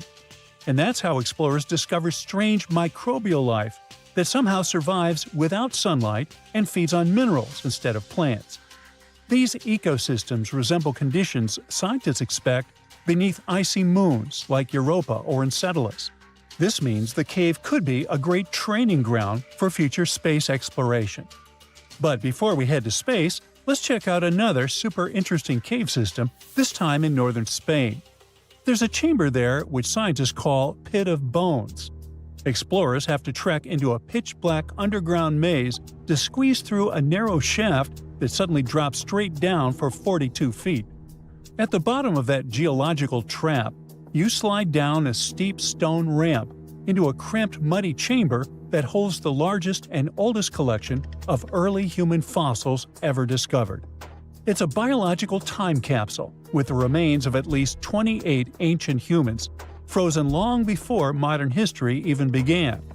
Explorers also found over 6,500 fossil fragments mixed with the remains of at least 166 Ice Age cave bears, lions, wolves, and foxes that probably fell down the shaft by accident. But the human bones are a massive mystery because they seem to have ended up down there much earlier than the animals. Who these people actually were is still a huge debate. When researchers looked closer at their skulls and jaws, they noticed strong, super early Neanderthal traits. Then things got even crazier when scientists miraculously extracted mitochondrial DNA from those ancient bones. It linked these individuals not only to early Neanderthals, but also to the Denisovans, a mysterious group of ancient humans found thousands of miles away in Siberia. It proves our ancestors were moving and mixing in ways far more complicated than anyone ever guessed. The drama doesn't stop at genetics, though. This dark cave might actually hold the world's first assassination mystery and its earliest funeral. Out of thousands of bones, archaeologists found absolutely no everyday tools or food waste, except for a single, carefully crafted quartzite hand axe they nicknamed Excalibur. Because of this, some researchers think the group intentionally lowered their deceased down the shaft with the axe as a ritual. It was probably a way to show compassion hundreds of thousands of years before we thought possible. At the same time, one of the skulls shows two identical lethal fractures that look exactly like intentional blows. To get the exact timeline for all this prehistoric drama, scientists use cutting-edge tech like electron spin resonance and uranium series dating, and finally locked down that is 430,000 years old. Now, let's jump across the world to another geological giant, Devil's Tower in Wyoming. The formation shoots nearly 900 feet above the surrounding land. Its surface has long vertical columns, and it looks like some careful hands carved them. But geologists explain the structure formed when molten rock pushed upwards underground and cooled slowly. As the rock cooled, it turned into hexagonal columns, similar to how drying mud splits into patterns, just scaled up to impossible size.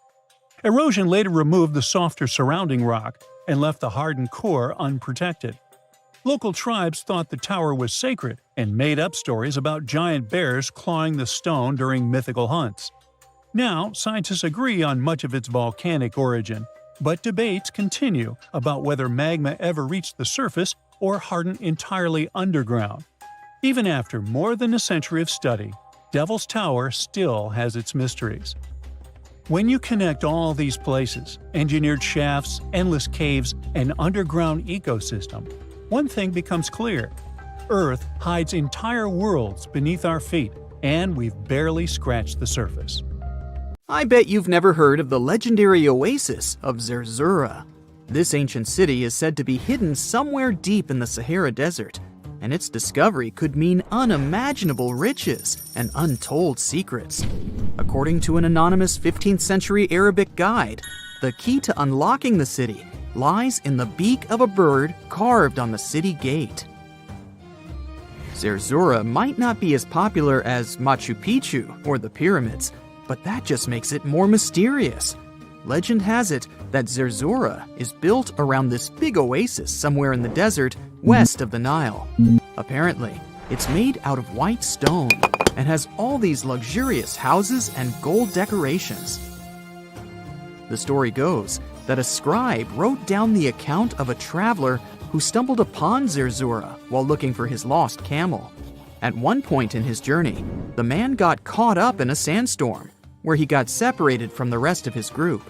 The traveler kept wandering in the desert for days, and then, out of nowhere, two men showed up and guided him to the city of Zerzura. The traveler described this city as an oasis filled with little birds and made out of pure white stonework. The city is also said to be guarded by giants.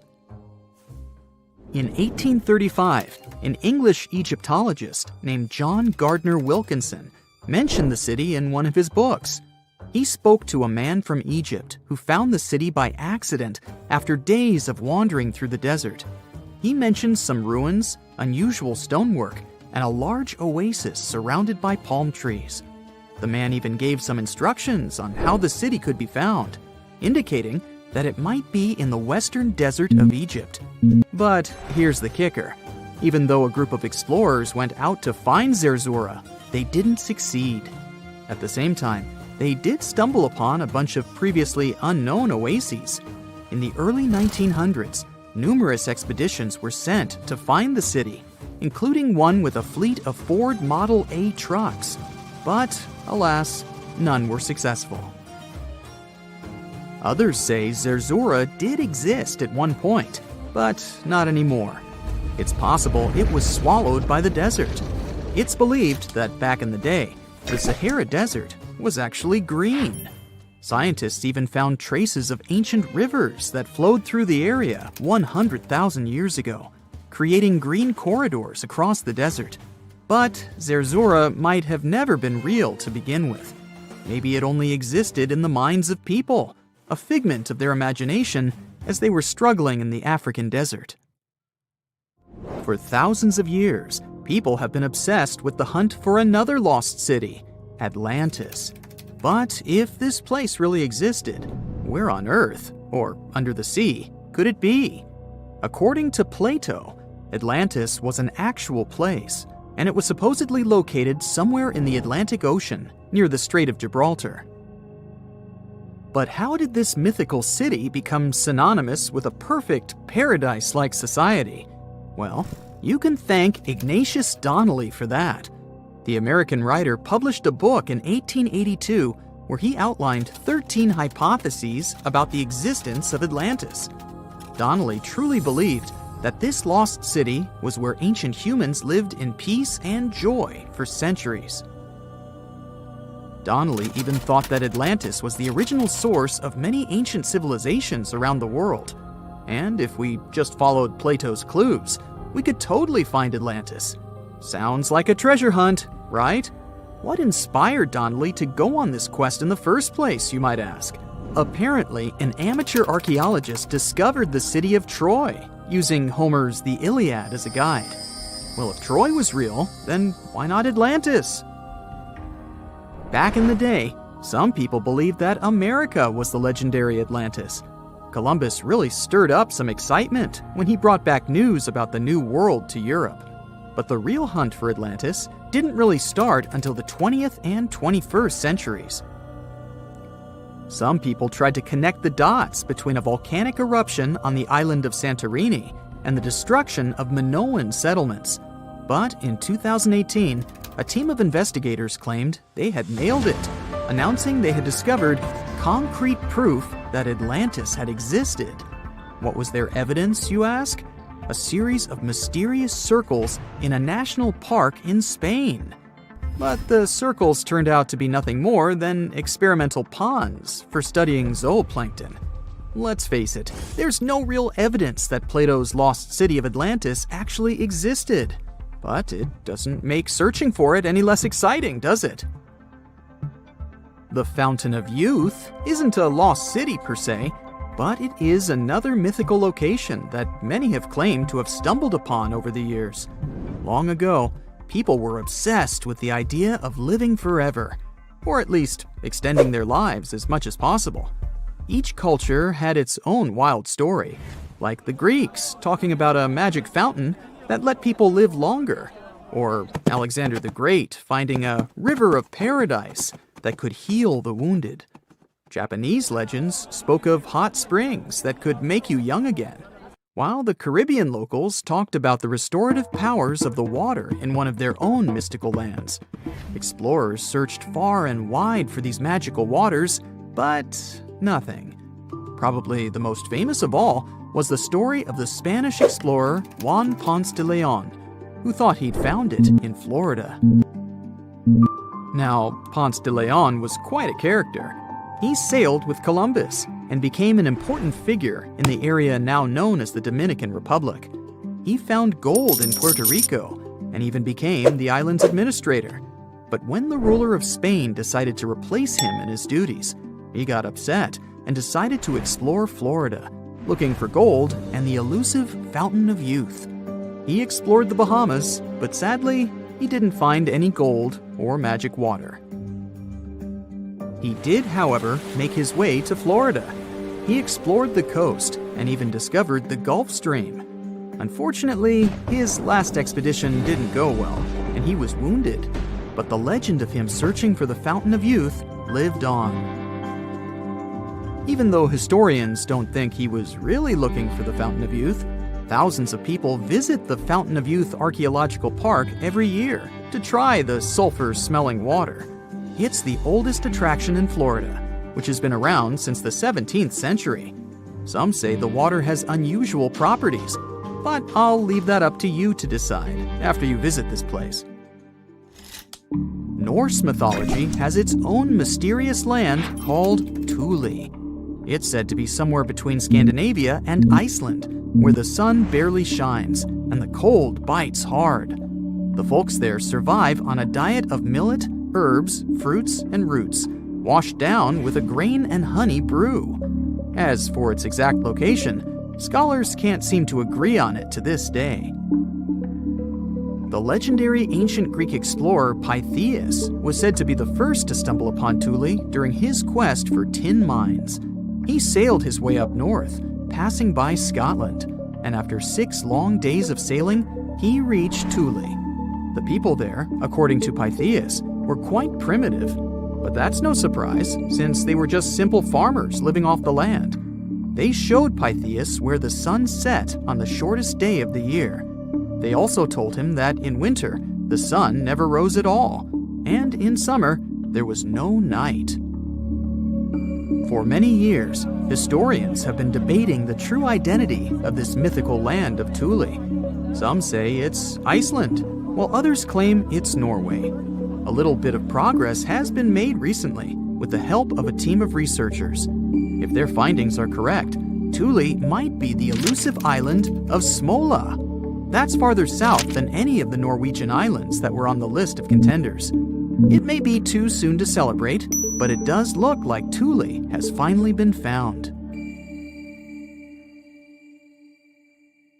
So, you've probably heard of the mythical city of Atlantis. But did you know there's a real Atlantis of the sands?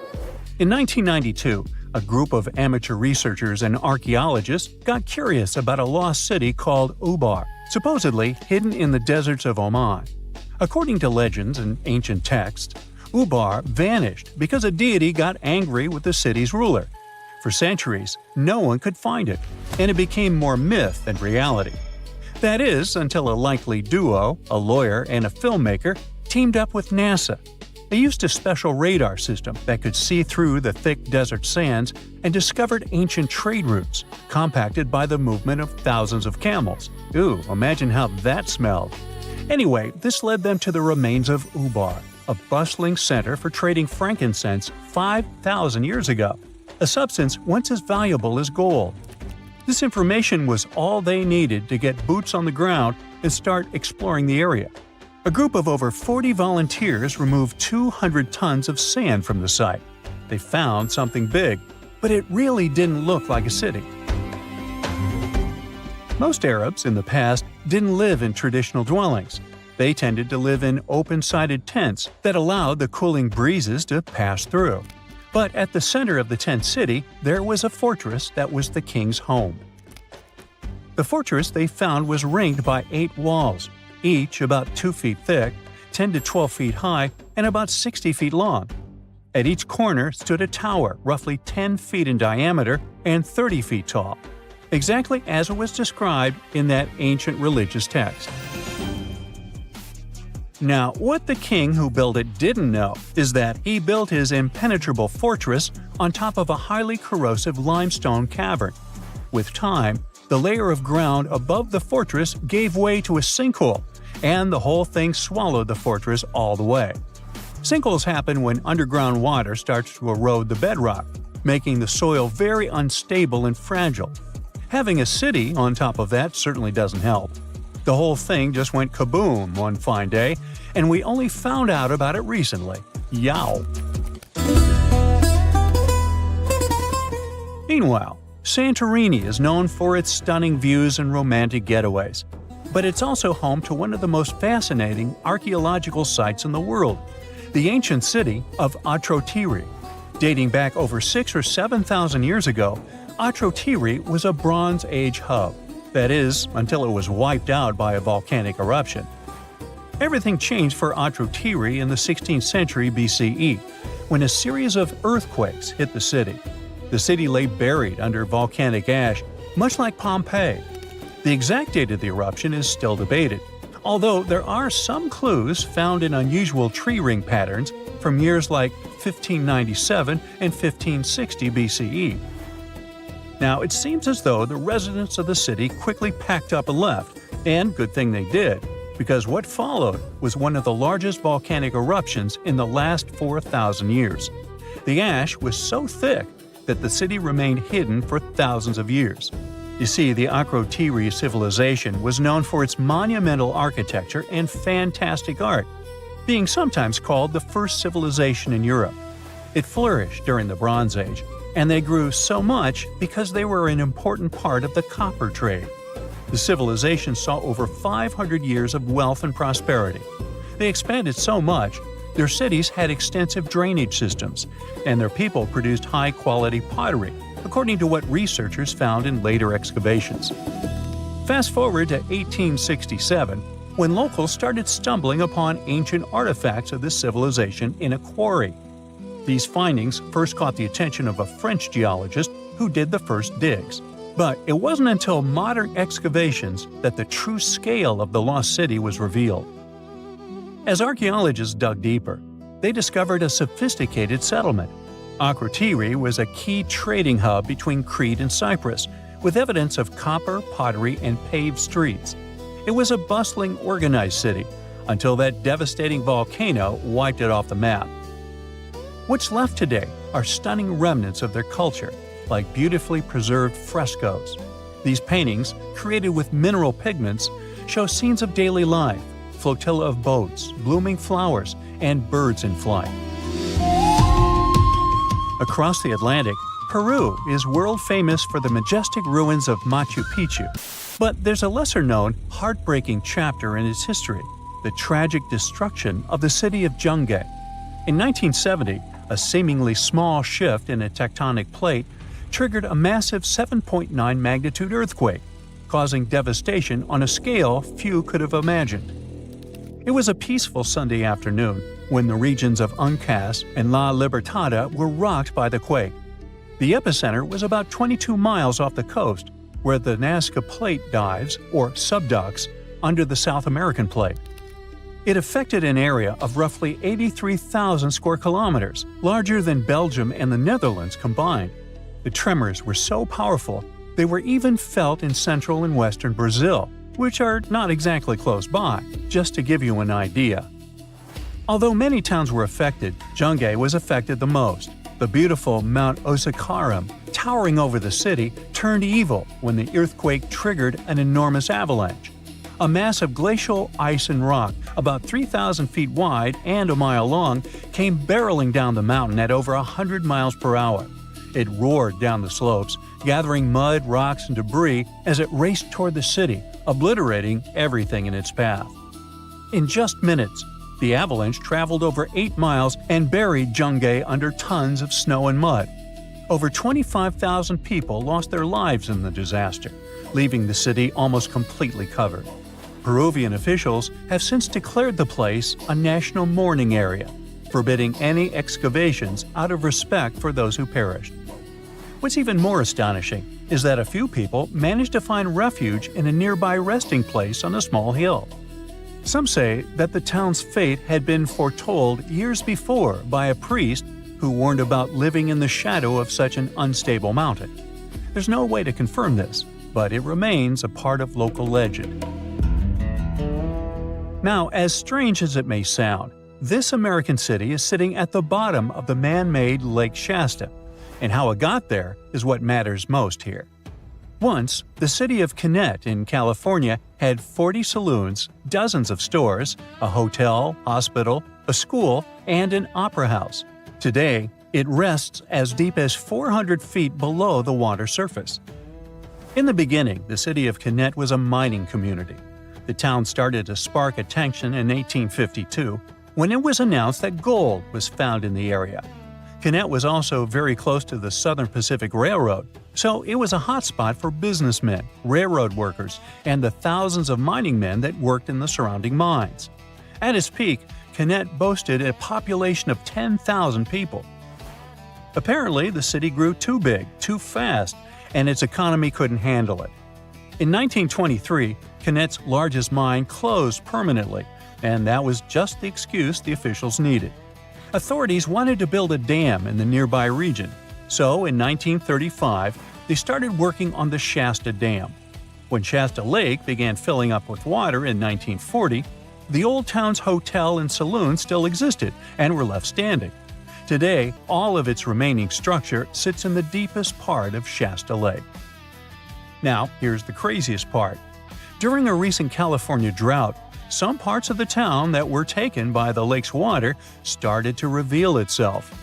After almost a century underwater, old bridges, train trestles, tunnels, and the town's foundations started to pop out of the lake's muddy depths. They finally did it. After 300 years of searching, archaeologists pinned down the location of the lost land of the White Jaguar, the city of Maya hidden in the wild jungles of Mexico. It all kicked off back in the 1500s with the Lacandon Maya. These guys were some super tough survivors who just didn't quit. When their main capital, Lacamtun, fell to the Spanish in 1586, most people would have called it game over, but not the Lacandon. Nope, they packed up, headed deeper into the rainforest, and built their last stronghold, Sacbalan.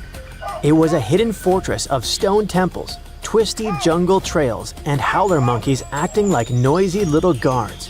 For over 100 years, the Lacandon managed to keep their traditions alive there, far from European control. Then, in 1695, history came crashing in. A Spanish friar named Diego de Ribas stumbled into Sacbalan. And yeah, that was basically the beginning of the end. Soon after, the Spanish took over. By 1721, the Maya had abandoned Sacbalan. The jungle didn't waste time. It swallowed the place whole, with roots tearing into walls and vines smothering plazas. The city didn't just disappear, it got eaten alive.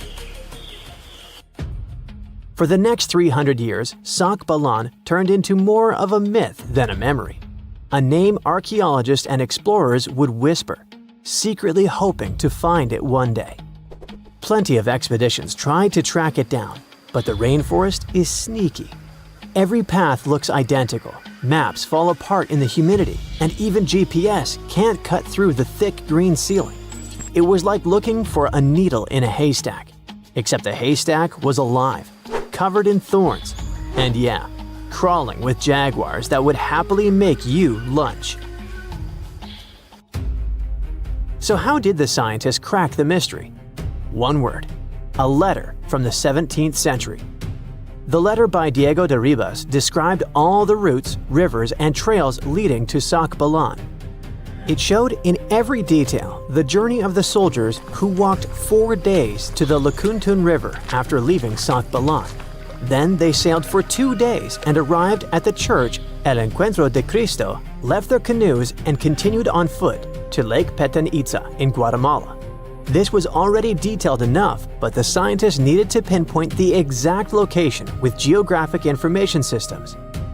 They took into account vegetation layers and how much each person was carrying to map an approximate range where Sacbalan should be. They fed this information to GIS and calculated where the city should be. And bingo, it worked. Archaeologists traveled through the jungle and found stone temples rising like broken teeth from the earth. There were also some tools and ceramics, and a Spanish church right in the middle of the ruins. The discovery isn't just about cool ruins, it rewrites history. For decades, people assumed the Lacandon simply scattered after Lacamtun fell, but Sacbalan proves they regrouped, fought, and preserved their culture for over a century more. It's like discovering the final chapter of a book we thought ended too soon. There's also irony here. The Spanish friar who revealed Sacbalan helped doom it.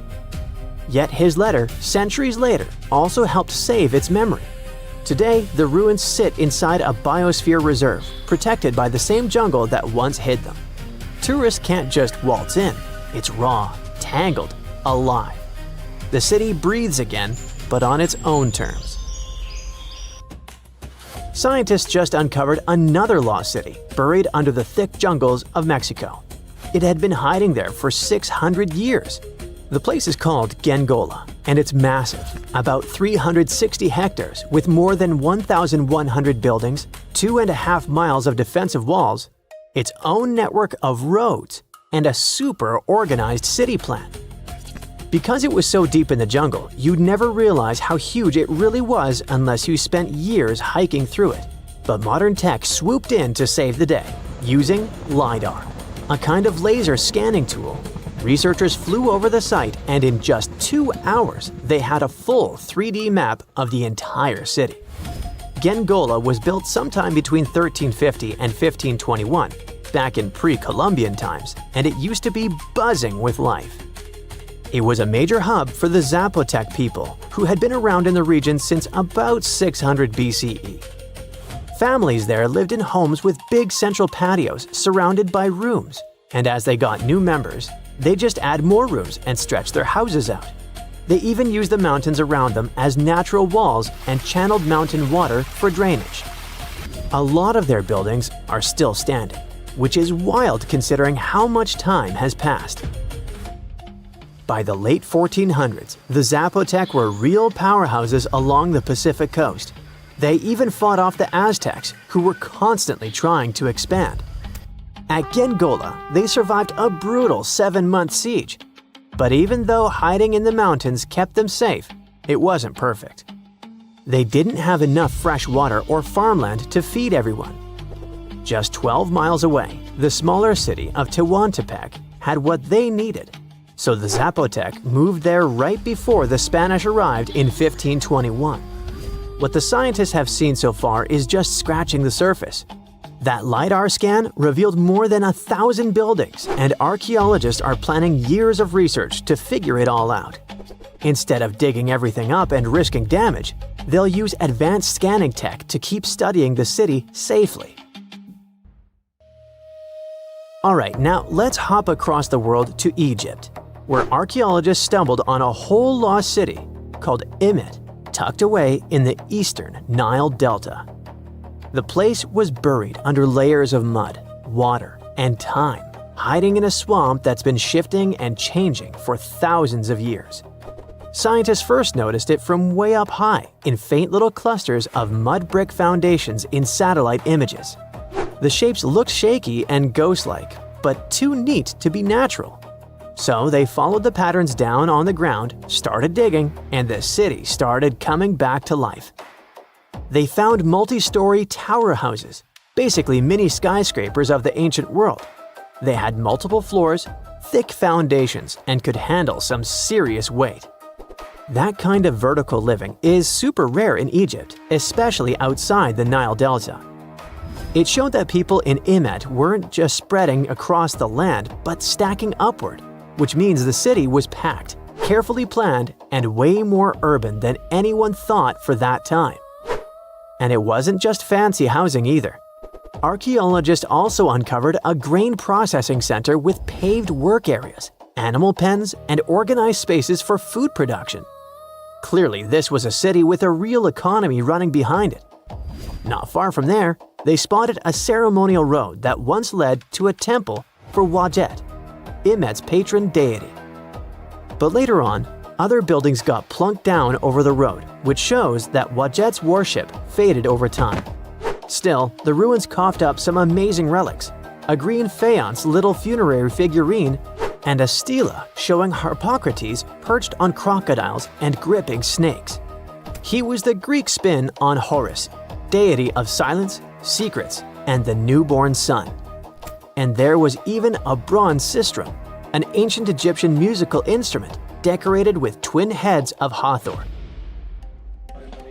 Turns out, Imet was active from around the 4th century BCE onward, stretching from Egypt's late period into the Roman era. Its location along trade routes made it a magnet for merchants and pilgrims visiting Wadjet's temple. So it wasn't just hanging on, it was thriving, connecting, trading, and adapting with the times. And this isn't just another dusty ruin. Imet is giving us a window into everyday life, religion, and urban planning in the Delta, which we've always known way less about compared to the big pyramids and tombs. Let's face it, most ancient tombs have been looted at least once. No matter how scary the rumors could have been, most mummies were open too. But one. This is the Bashiri mummy, and it puzzles everyone so much that nobody dares to see what's inside. Meet Howard, but you must know him already if you're into Egyptian history. He's primarily famous for discovering King Tut's tomb back in 1922. But few people know that before this revolutionary discovery, he had probably found another mummy. It happened in 1919, and it goes by several names, either the Bashiri mummy or the mummy of Pacheri, or the untouchable one. Some reports say that Howard stumbled upon the Bashiri mummy in Luxor's Valley of the Kings, just where he would later find Tut's tomb.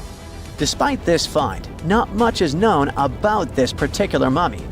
The reason why it's still unharmed in any way is not because of some superstitions, but because nobody is sure that they can undo what they do if something goes wrong. The mummy is so intricately wrapped that researchers never unfurled it for fear of irreversible damage. The golden rule of anyone who works with antiquities: if you're not sure you can't make it better or preserve it unchanged, do not touch it. History knows many examples of ancient relics ruined beyond repair, say Ecce Homo, or smiling statue restoration. The delicate fabric that covers the mummy's face has this cool design that kind of looks like a pyramid.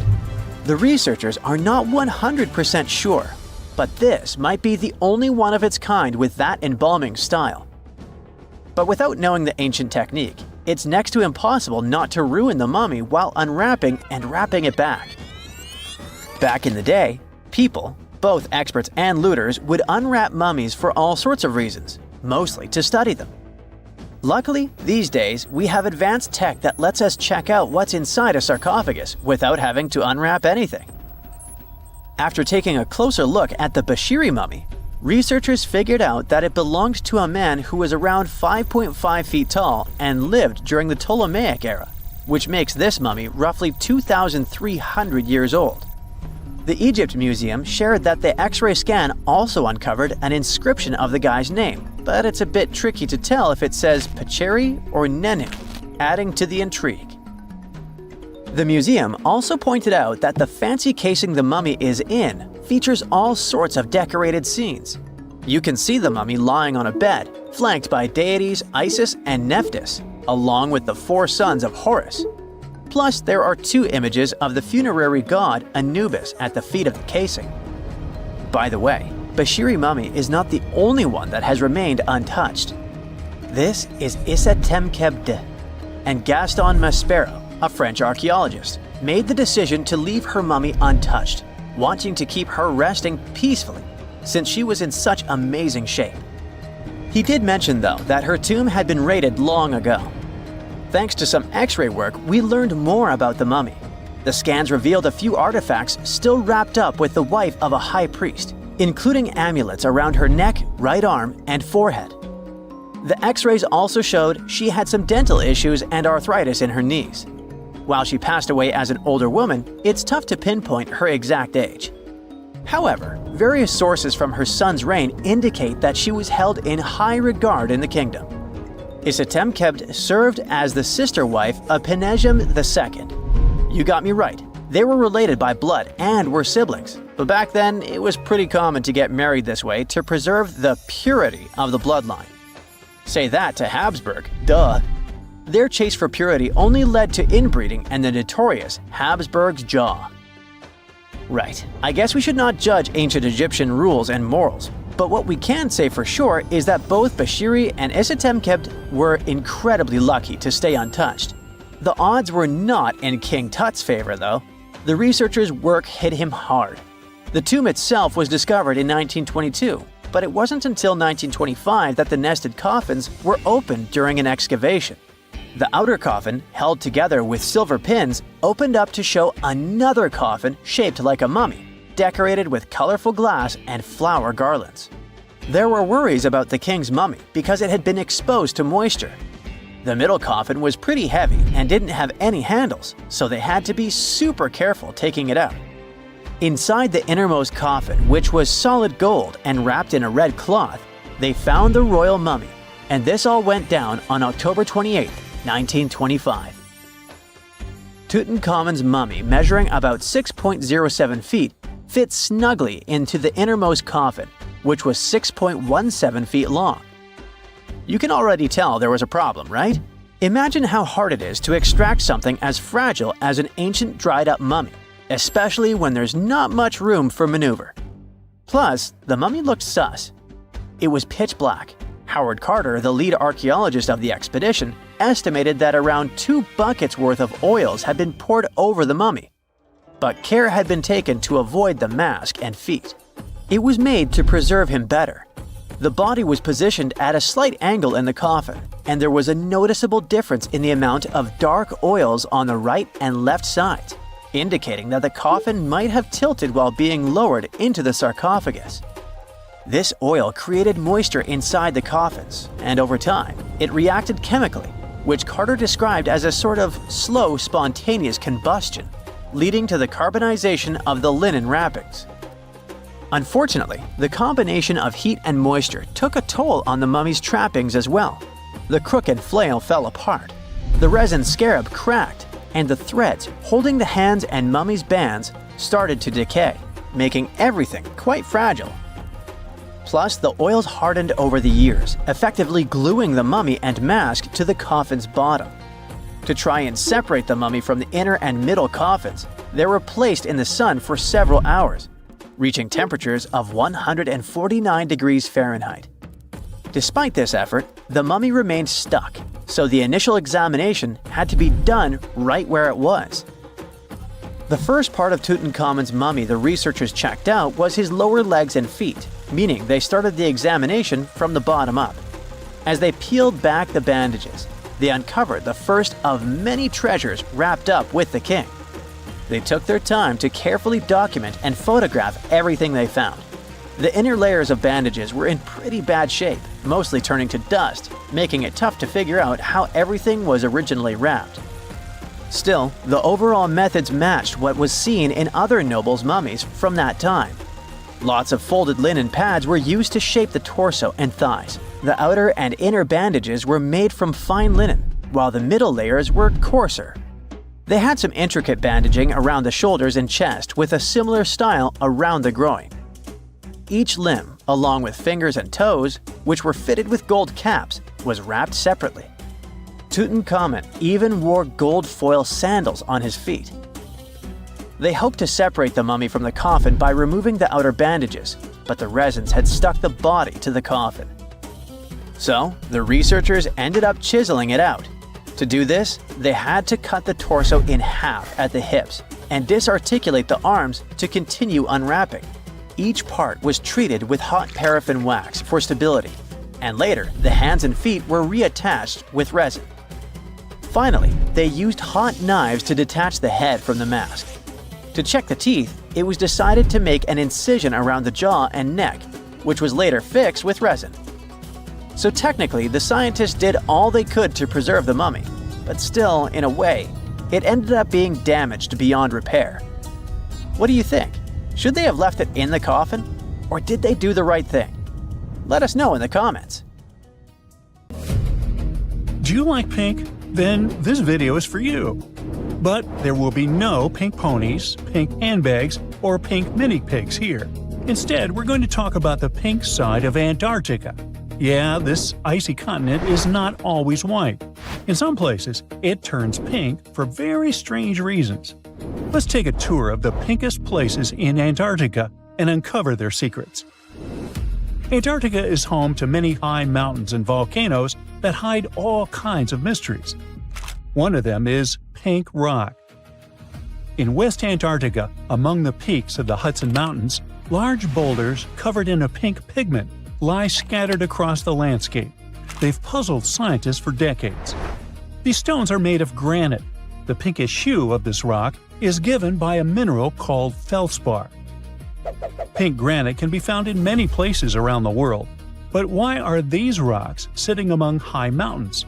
Logically, you might assume they broke off from nearby peaks. But the problem is that the mountains themselves have no pink shade at all, which means someone or something removed these rocks from a large granite body and brought them here. But then, where is that massive block of granite? Well, scientists asked themselves the same question and launched a large-scale investigation. First, they analyzed the pink rocks and discovered that they formed about 175 million years ago, during the Jurassic period, when tyrannosaurs were walking the Earth. Hey, I wasn't around then. Well, what if some big, strong dinosaur simply dragged them here because it liked the color? It's a funny theory, but there has to be something else. Scientists decided to fly over the Hudson Mountains in a research aircraft equipped with unique geological sensors.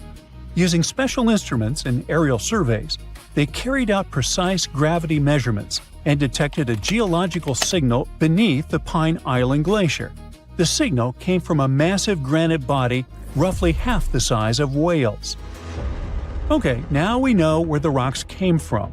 But how did it happen that gigantic granite deposits ended up beneath a glacier while these stones were scattered across mountain peaks?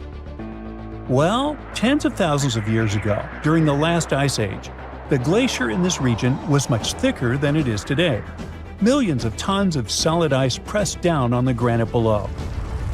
The pressure was so intense that large chunks broke off from the massive pink rock and were pushed high into the mountains. But wait a minute, how is that even possible? A giant glacier presses down on a giant block of granite and somehow squeezes rocks out into mountain peaks? Well, first of all, a glacier is frozen water. In some places, it can melt and seep into cracks in the rock. When it freezes again, it expands and splits the rock apart. Second, glaciers move, very slowly, over tens and hundreds of thousands of years. A glacier grinds across the granite with its enormous weight, breaking it apart and pushing the smaller fragments along. And those small pink pieces are exactly what scientists found.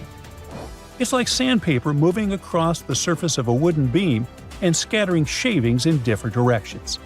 But why does this matter?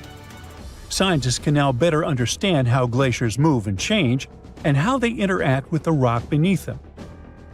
Most importantly, they can see how Antarctica is changing as global temperatures rise. This helps us predict future climate changes on our planet. Now, let's come down from the high mountains and walk across the crunching snow. The white surface reflects sunlight and blinds you. You search for a darker spot to give your eyes a break, and suddenly you notice a large pink patch. It looks as if someone ate a watermelon here and spilled all the juice onto the snow. This phenomenon is called watermelon snow, but it has nothing to do with the fruit. The unique color is caused by a special type of algae called this. Hey, you try to pronounce this. Right now, these algae appear pink or red because they're in a dormant state. During their reproductive stage, they turn green. When you walk through a park and see yellow and brown leaves, you know it's autumn and the trees are preparing for winter. In Antarctica, instead of yellow leaves, there are pink algae. They turn red as they prepare for the long cold winter, and turn green again as the seasons change. But why do they do this? Well, the change in color helps them survive. White snow reflects sunlight and heat, but pink or green shades reduce reflectivity. The surface absorbs more heat, causing the snow to melt, and the more snow melts, the more water the algae receive. But are water and sunlight really enough for algae to live? Well, of course not. They also need nutrients. But how do they get them? The continent's residents provide the nutrients, and these residents are penguins. These adorable animals go to the bathroom, and their droppings fertilize the snow. Even a tiny amount of dust from penguin poo is enough to supply the algae with the nutrients they need. Now, scientists believe that in the future, pink snow will become much more widespread across Antarctica as temperatures continue to rise. So, if you ever find yourself on this continent with friends and spot pink snow, you can show off your knowledge and explain the science behind it. However, if someone feels tempted to taste the watermelon snow, don't let them. The snow may look like fruit sorbet, but the algae in it are toxic. And don't forget, it also contains particles of penguin doo-doo. So, pink rocks have a pale shade. Watermelon snow has a brighter pink. The colors are getting more intense. And our next phenomenon is hard even to call pink. It has a dark red tone and looks a little eerie. Just look at this. Red water pours out of a glacier, staining everything around it with an ominous color. It's been flowing here for hundreds and possibly even thousands of years. When researchers first noticed this waterfall in the early 20th century, they were shocked. For a long time, no one understood the nature of this phenomenon. People speculated why red water was flowing out of the glacier and what gave it that color. Was it even water? The imagination runs wild. But relax, it really is water. And it isn't actually red. It's transparent, just like the water that flows from our taps. It simply contains something special that changes color upon contact with oxygen and sunlight. Now think about what happens to iron when it gets wet. It oxidizes, forms rust, and turns reddish-brown. Roughly the same process happens here. The water inside the glacier contains a huge amount of iron. When it flows out and comes into contact with oxygen, it oxidizes and takes on this eerie color. This explanation seemed perfect, and scientists were confident in it until they discovered something more. They studied samples of the water and found iron-rich nanospheres. Now, nanospheres are tiny particles, about 100 times smaller than a human red blood cell. In addition to iron, the nanospheres from the waterfall also contain calcium, silicon, aluminum, and sodium. When these nanospheres come into contact with oxygen, they turn red. But where do these nanospheres come from? And why don't we find anything like this in the bottled water we drink? Well, this Antarctic water has been trapped inside the glacier for hundreds of thousands, maybe even millions of years. In a way, it exists outside our planet's atmosphere in unique conditions. There's no light, no air, and everything is cold. Who knows what kinds of microorganisms live there and how they affect the water? Many things could be producing nanospheres and enriching the water with them. Scientists studied this waterfall not only to solve its mystery. They believe that if life can exist under such extreme conditions in Antarctica, it might also exist in similar environments on other planets. There are cold, sealed caves without sunlight and oxygen on Mars. What if microorganisms live there too? By studying the phenomena like this on Earth, we can better prepare for future research missions to Mars. When you hear the word mummy, you might get a chill down your spine. That's because most of us associate this word with those creepy characters we've seen in some scary movies. But in reality, mummies have helped us understand a lot about ancient civilizations, their rulers, and about how people used to deal with losing their loved ones. The people most famous worldwide for their mummies are the ancient Egyptians. They believed that some sort of existence after passing away was possible, if certain conditions were met. That's why they insisted on preserving the human body through the process of mummification and placing the mummy in a furnished tomb, kind of like giving it a fully functioning apartment of its own. Why did they believe in this? Well, because they were deeply connected to their natural environment for the most part. They saw the natural cycles around them, like how the sun rose every day, followed by the moon, or how new life was always sprouting from plants, even after they had wilted away. They also believed that the powerful spirit Osiris, who represented the cycle of passing away and resurrection, played a role in this process. To prepare for the afterlife, the ancient Egyptians followed certain rituals, like mummification, which involved using materials like honey, resins, and incense to preserve the body. There's no other mummy more popular than that of King Tut. He was a young pharaoh who ruled over 3,000 years ago in Egypt. The problem with discovering ancient royal tombs is that most of such burial sites were previously robbed. People knew ancient rulers had been left with many valuable belongings, so those locations became vulnerable to thieves. When King Tut's tomb was opened in 1922, people were excited because it had not been robbed, like many other previously discovered royal tombs. That's how well hidden it was. Inside, his mummy was encapsulated in a total of 3 coffins, including one made of gold.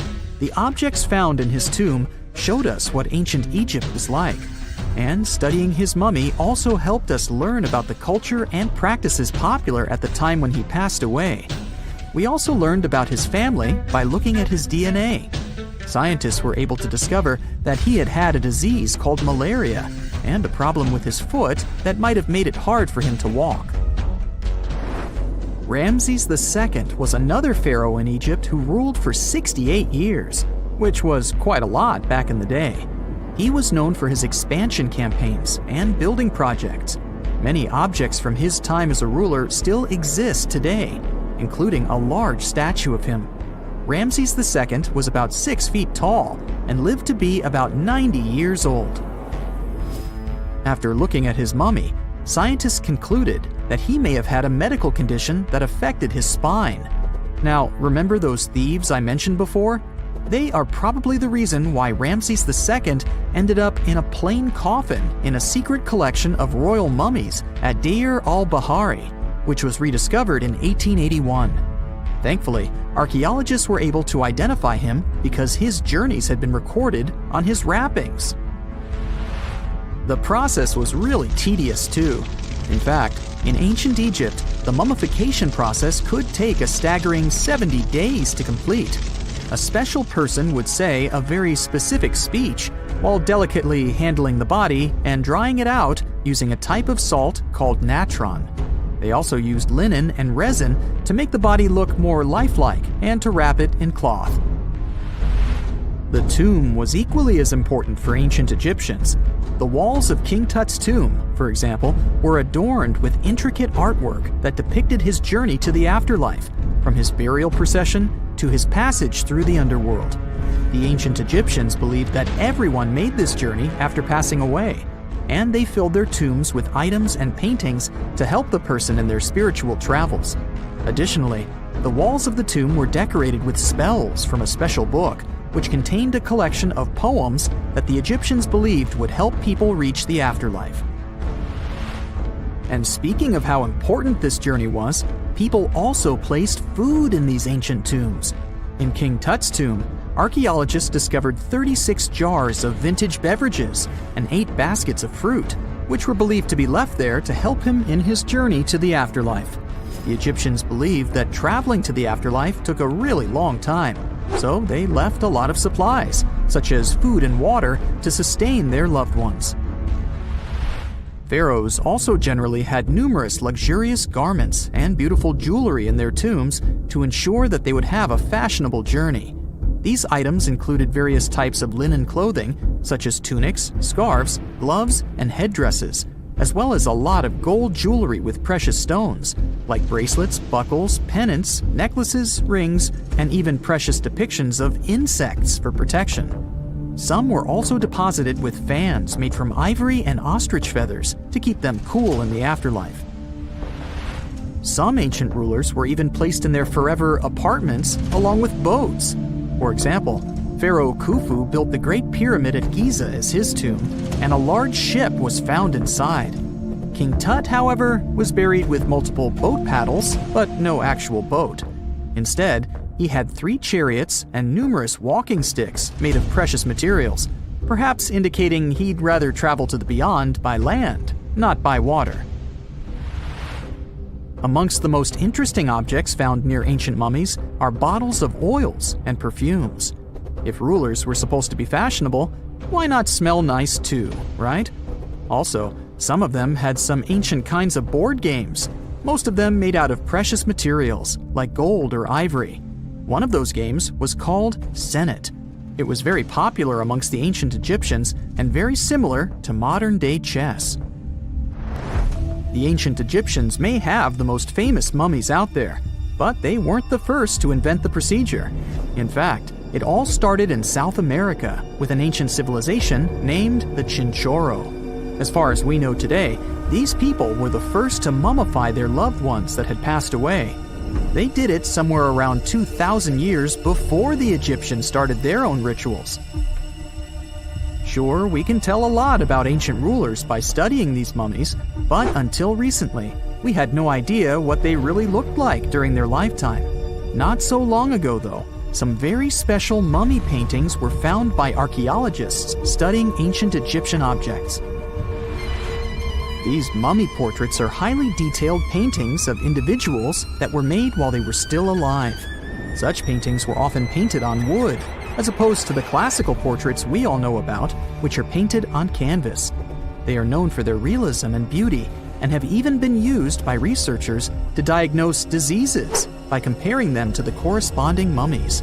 Some of these portraits also include depictions of jewelry, which was later found on the mummies. The recent discovery of these mummy portraits in Central Egypt is significant, as it marks the first time in over a century that such paintings have been found.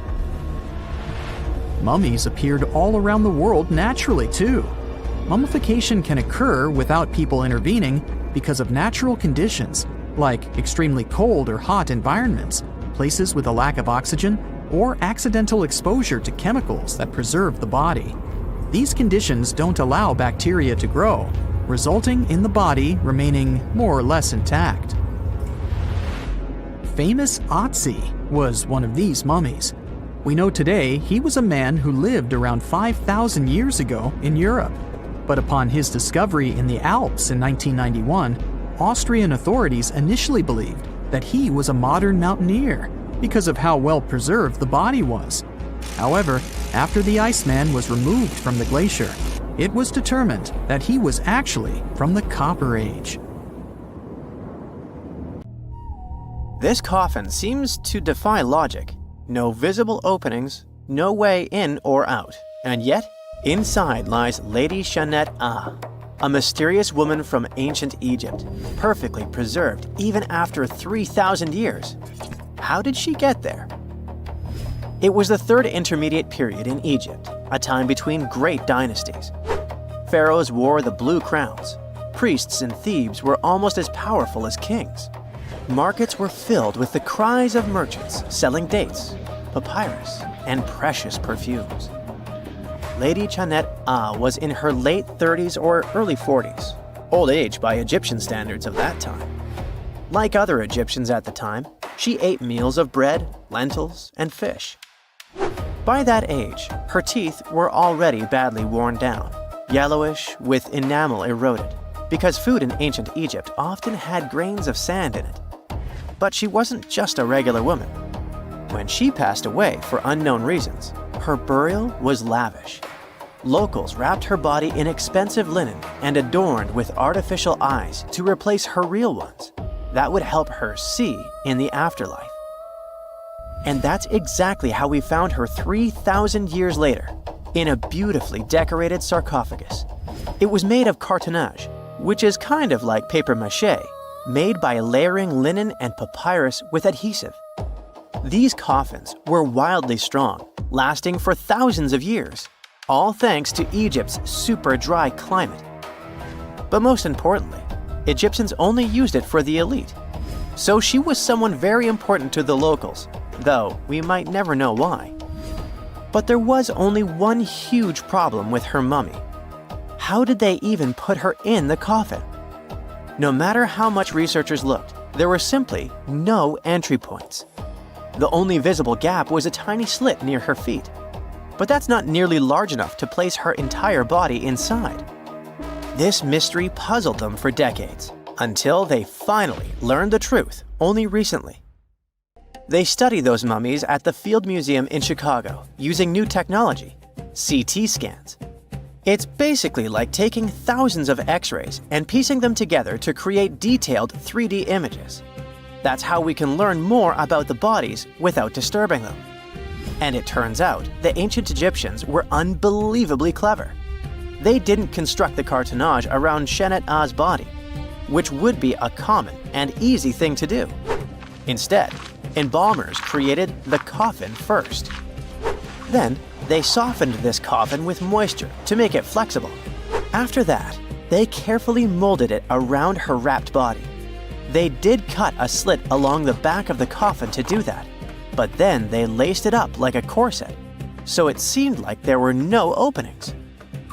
Finally, they secured a wooden panel at her feet to keep everything in place. That's where the tiny slit came from. Usually, the insides were removed and put in jars, symbolically guarded by the 4 sons of Horus. Egyptians believed that the deceased would need all that stuff once they got into the afterlife. They also thought it would help preserve the body for ages, which, as we can see, worked amazingly well. Thanks to their beliefs, we now have mummies as time capsules. Each son of Horus was supposed to protect each of the specific body parts. The human-headed Imseti for the liver, the baboon-headed Hapi for the lungs, the jackal-headed Dalmutef for the stomach, and the falcon-headed Kebis Senuv for the intestines. It's crazy how much effort the embalmers put into their job, especially in Lady Shanette Ah. They wanted to make sure her body remains untouched and the sarcophagus would be perfect for her. You can't help but wonder, who was she if she mattered so much? The ancient Egyptians literally viewed the afterlife as modern retirement planning. You're not just passing away, you gotta prepare yourself for it. Prepare the body, eyes to see, and so on. And the richer or more important you were, the better your afterlife would be. But Chanet-A wasn't the only fascinating mummy they studied. They also decided to scan Harwa, an Egyptian man who lived around the same time. Judging by the mummy, he also had a high social status. His mummy revealed no signs of hard labor, and his teeth were well kept, which means he enjoyed some high-quality food without tons of sand in it. Some fellas got lucky both in life and after it. But there were many mysterious mummies throughout history. One of them is Chin Tzu, also known as Lady Dai. The story of her began in 1968. Some workers near Changsha, China, were digging an air raid shelter for a hospital. But suddenly, they accidentally uncovered an ancient burial site. They came down there and stumbled upon something incredible. 3 tombs belonging to a noblewoman, her husband, and a young man believed to be their son. She was a noblewoman from ancient China, and she had a fascinating backstory. She lived over 2,000 years ago during the Western Han Dynasty. She was married to Li Kang, a guy who served as chancellor to the Changsha Kingdom, a high-ranking official. At first, it looks like Lady Dai lived a life of luxury and privilege. She had private musicians to play at her parties and for her personal enjoyment. She probably played the guqin, an instrument that back in the day people associated with intellect and elegance. And she certainly ate like an empress. Fine meats, delicacies, and all things like that. Even her wardrobe was full of some exquisite silk, not even mentioning the tons of cosmetics. But all this wealth came at a cost. The more she aged, the worse her health became. She got a full pack: a heart condition, diabetes, high pressure, and liver issues. It also looks like her back was driving her crazy, probably making it hard for her to even move. Finally, as a cherry on top, she developed gallstones. All this packed together eventually led to a heart attack that took her life around the age of 50. There was one haunting detail. Scientists found over 130 melon seeds in her stomach and intestines.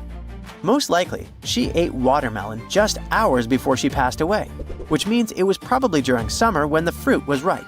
She enjoyed a sweet, simple treat before her life was cut short. The excavation began in 1972, and this wasn't easy at all. Over 1,500 local students had to help.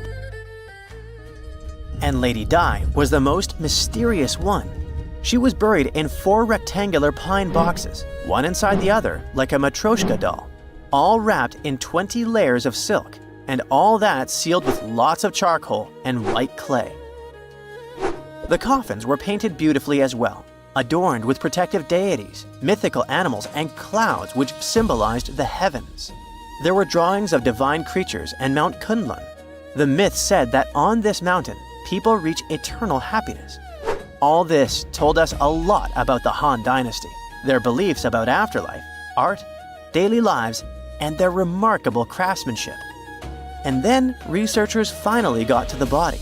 It was astonishing. Soft skin, joints that could still bend, and in general, she was almost intact. She even kept her hair, eyelashes, fingerprints, and even traces of blood. It's like she literally passed away only a few weeks ago. Ancient people used a very clever technique to preserve her. It looks like embalmers put her into some weird, mysterious acidic liquid. This liquid prevented bacteria from growing. Unfortunately, it also gave rashes to all the scientists that touched Lady Dai. And this rash lasted for 3 months. And you know what they buried together with her? Over 1,400 artifacts, mostly personal stuff like silk clothes, cosmetics, and musical instruments. Even food, grains, meats, wine, and pastries. There were also 162 carved wooden figurines of various servants and musicians. It's possible that they were either just there to service her even in the afterlife, or maybe based on her actual servants. They found the tomb of a royal doctor who lived over 4,000 years ago. a man who held pharaohs' lives in his hands. This man knew secrets that only deities and kings were allowed to hear. And yet, when they opened his tomb in 2024, there was no body, just vivid paintings, untouched by time, and cryptic symbols carved into stone. Who was he, and why was he buried with spells linked to a scorpion deity? The tomb was buried deep beneath the sands of Saqqara. The doctor's name was Tete-Nebe-Fu. He lived around 4,100 years ago, during one of Egypt's most mysterious turning points, right at the edge of glory and collapse.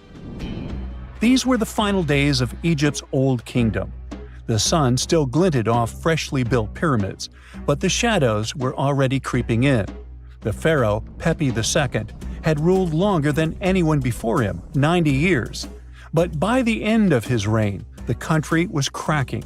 The power was slipping, the regional leaders were rising, and the Nile floods grew unpredictable. In this shaky period, the mysterious doctor thrived. His tomb was discovered by a Swiss-French archaeological team in the shadows of old pyramids. The weirdest part was that when they uncovered his burial chamber, they found no body, no golden treasures either. Unfortunately, the tomb had been robbed long ago.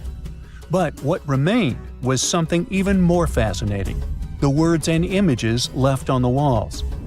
The paintings are still vibrant, bright colors that somehow survived all those years underground. The walls show jars, containers, strange abstract patterns, and geometric shapes.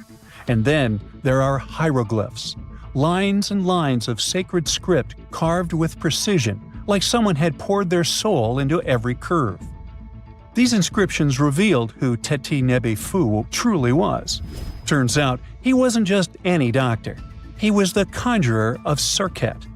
Now, Serket was the female deity of scorpions, sacred and terrifying. Egyptians believed she could stop venom, heal bites, and protect the living from toxic elements. The title, Conjurer of Serket, meant Tete-Nebe-Fu was a specialist in treating dangerous stings and bites.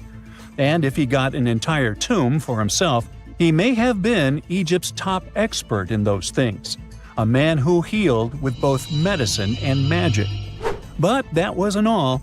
He also held the title Director of Medicinal Plants, a title seen only once before in all of ancient Egypt. That means he knew the healing power of herbs, roots, and oils like no one else. Now, you might wonder, what plants in a huge land of sand? But in reality, ancient Egyptians used herbal medicine that would hold up in some labs today. They created pills, ointments, and inhalers. Most often they chose some active ingredient, a flavor to make it easier to take, and something to deliver it into the body. Sound familiar? And yeah, they didn't have many traditional plants, so some of these ingredients were bizarre by our standards, like using crocodile dung and acacia mixed with honey. They even had formulas for anti-wrinkle creams. And apparently, our mysterious healer was also chief dentist. This title is almost never seen in ancient records. Evidence of Egyptian dentists is incredibly rare. Turns out, our ancient genius didn't just fight stings and study plants. He was also trusted with teeth and jaws, which were actually a huge problem in ancient Egypt. These people may have built wonders, but their teeth paid the price. Ancient Egyptians constantly caught grains of sand in their mouths. They often ate grit-filled bread and raw vegetables, which wore down enamel and caused a horrible condition called attrition. This led to tons of problems, including tooth loss. They had to improvise back in the day. For example, crafting the world's oldest known toothpaste from crushed rock, mint, and pepper, which ironically only made things worse for the gums. Or a toothpaste from things like eggshells, pumice, and natron, a salty mineral used for cleaning. They were also inventing mouthwashes from celery, bran, and herbs to ease the problem. Some mummies were even found with crude metal braces and gold wires attaching missing teeth. Though we're not sure if these were for the living, or was it just a nice little addition added as an afterlife gift. So, Tete-Nebe-Fu specialized in all these fields. 3 rare titles for one man. Now, back in the day, he must have been admired as incredibly knowledgeable.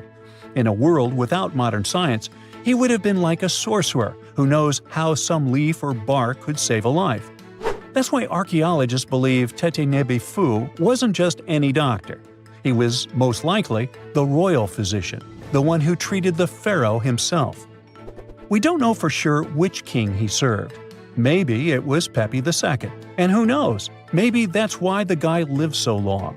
But if that was the case, Tete Nebi-Fu may have lived through the final moments of the Old Kingdom, watching the Golden Age crumble from inside the palace walls.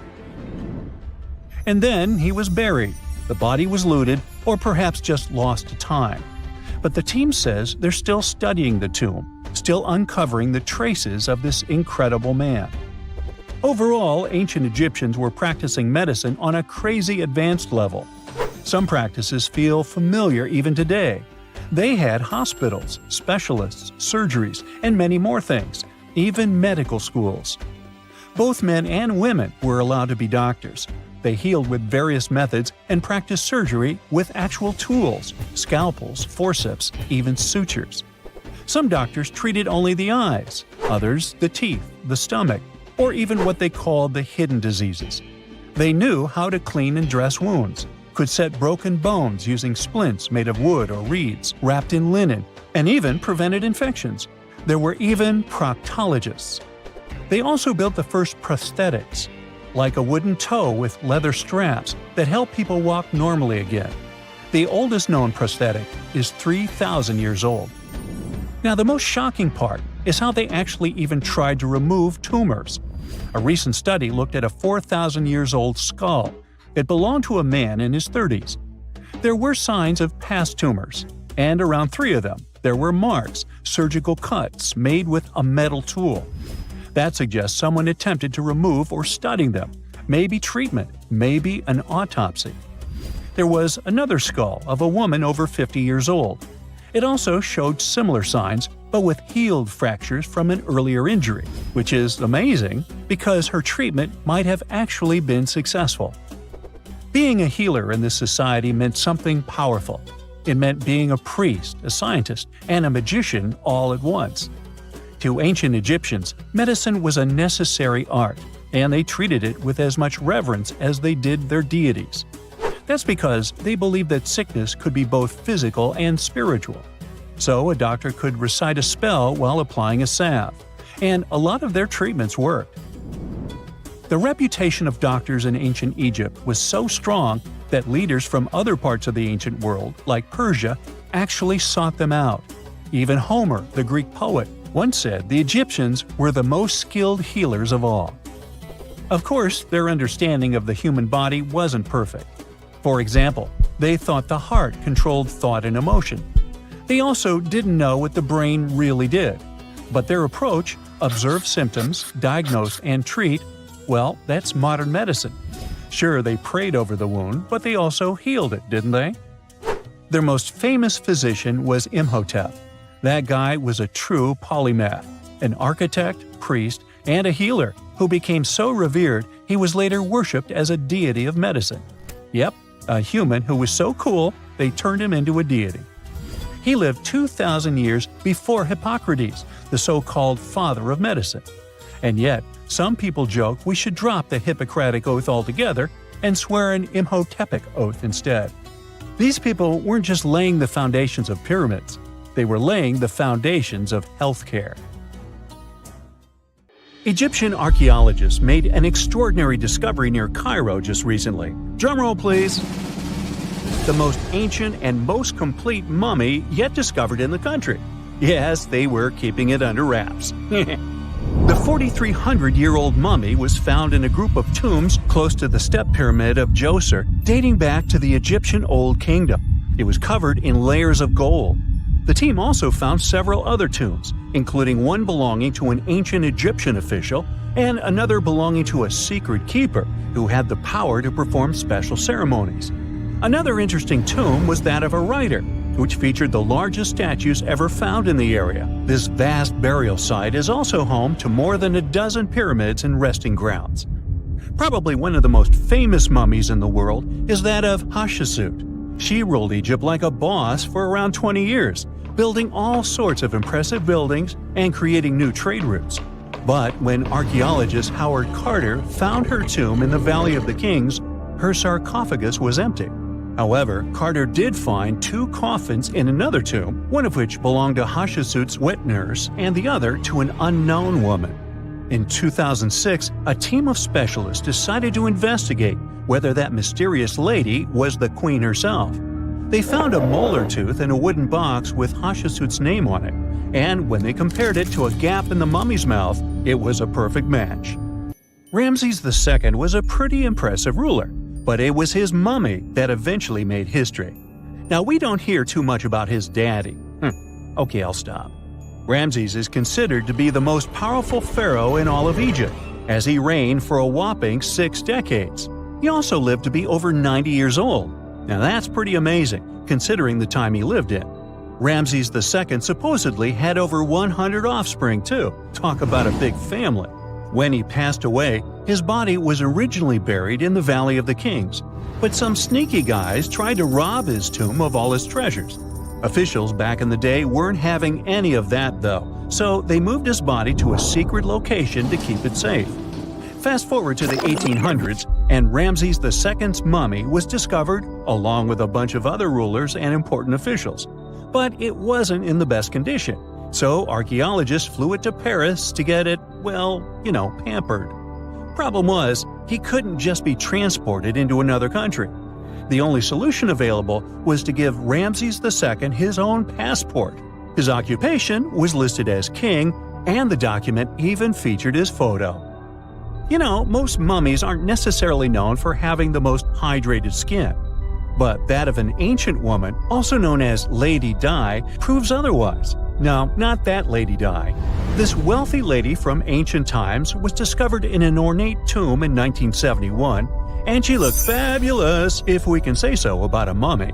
Thanks to the special conditions in her tomb, like the moisture in the environment and the lack of oxygen, her body was almost perfectly preserved. Her skin was soft, her hair was on point, and she was still flexible. The museum that now proudly displays her mummy also shows a ton of fancy items that were buried with her, like dinnerware and musical instruments. Archaeologists investigated the mummy further and discovered that she passed away from a heart attack at around 50 years old. Even though it hasn't been around for over 2,000 years, Lady Di is still making history. The mummy of Otzi the Iceman was discovered in the Alps in 1991. Austrian authorities initially thought he was a modern mountaineer because he was so well preserved. Turns out, he was actually from the Copper Age. He was found in a mountain pass over 10,000 feet above sea level. Through studying his mummy, we've learned so much about life in Copper Age Europe. For example, we know that he was a native of Central Europe and enjoyed eating meat. He also suffered from arthritis, narrowing arteries, and intestinal problems. But he likely used acupuncture and medicinal herbs to treat these conditions. And apparently, he was pretty handy with tools. He sharpened them just days before his untimely demise. Who knows if he was expecting trouble or just getting ready for some routine work. Now, King Tut and his story is most likely the one that made all mummies famous. This pharaoh passed away at the young age of 19, more than 3,000 years ago. But his mummy is still one of the most well-known in the world. When his tomb was opened in 1922, people went wild because it was still intact, unlike many other royal tombs. It had some seriously blinged-out coffins, including one made of solid gold.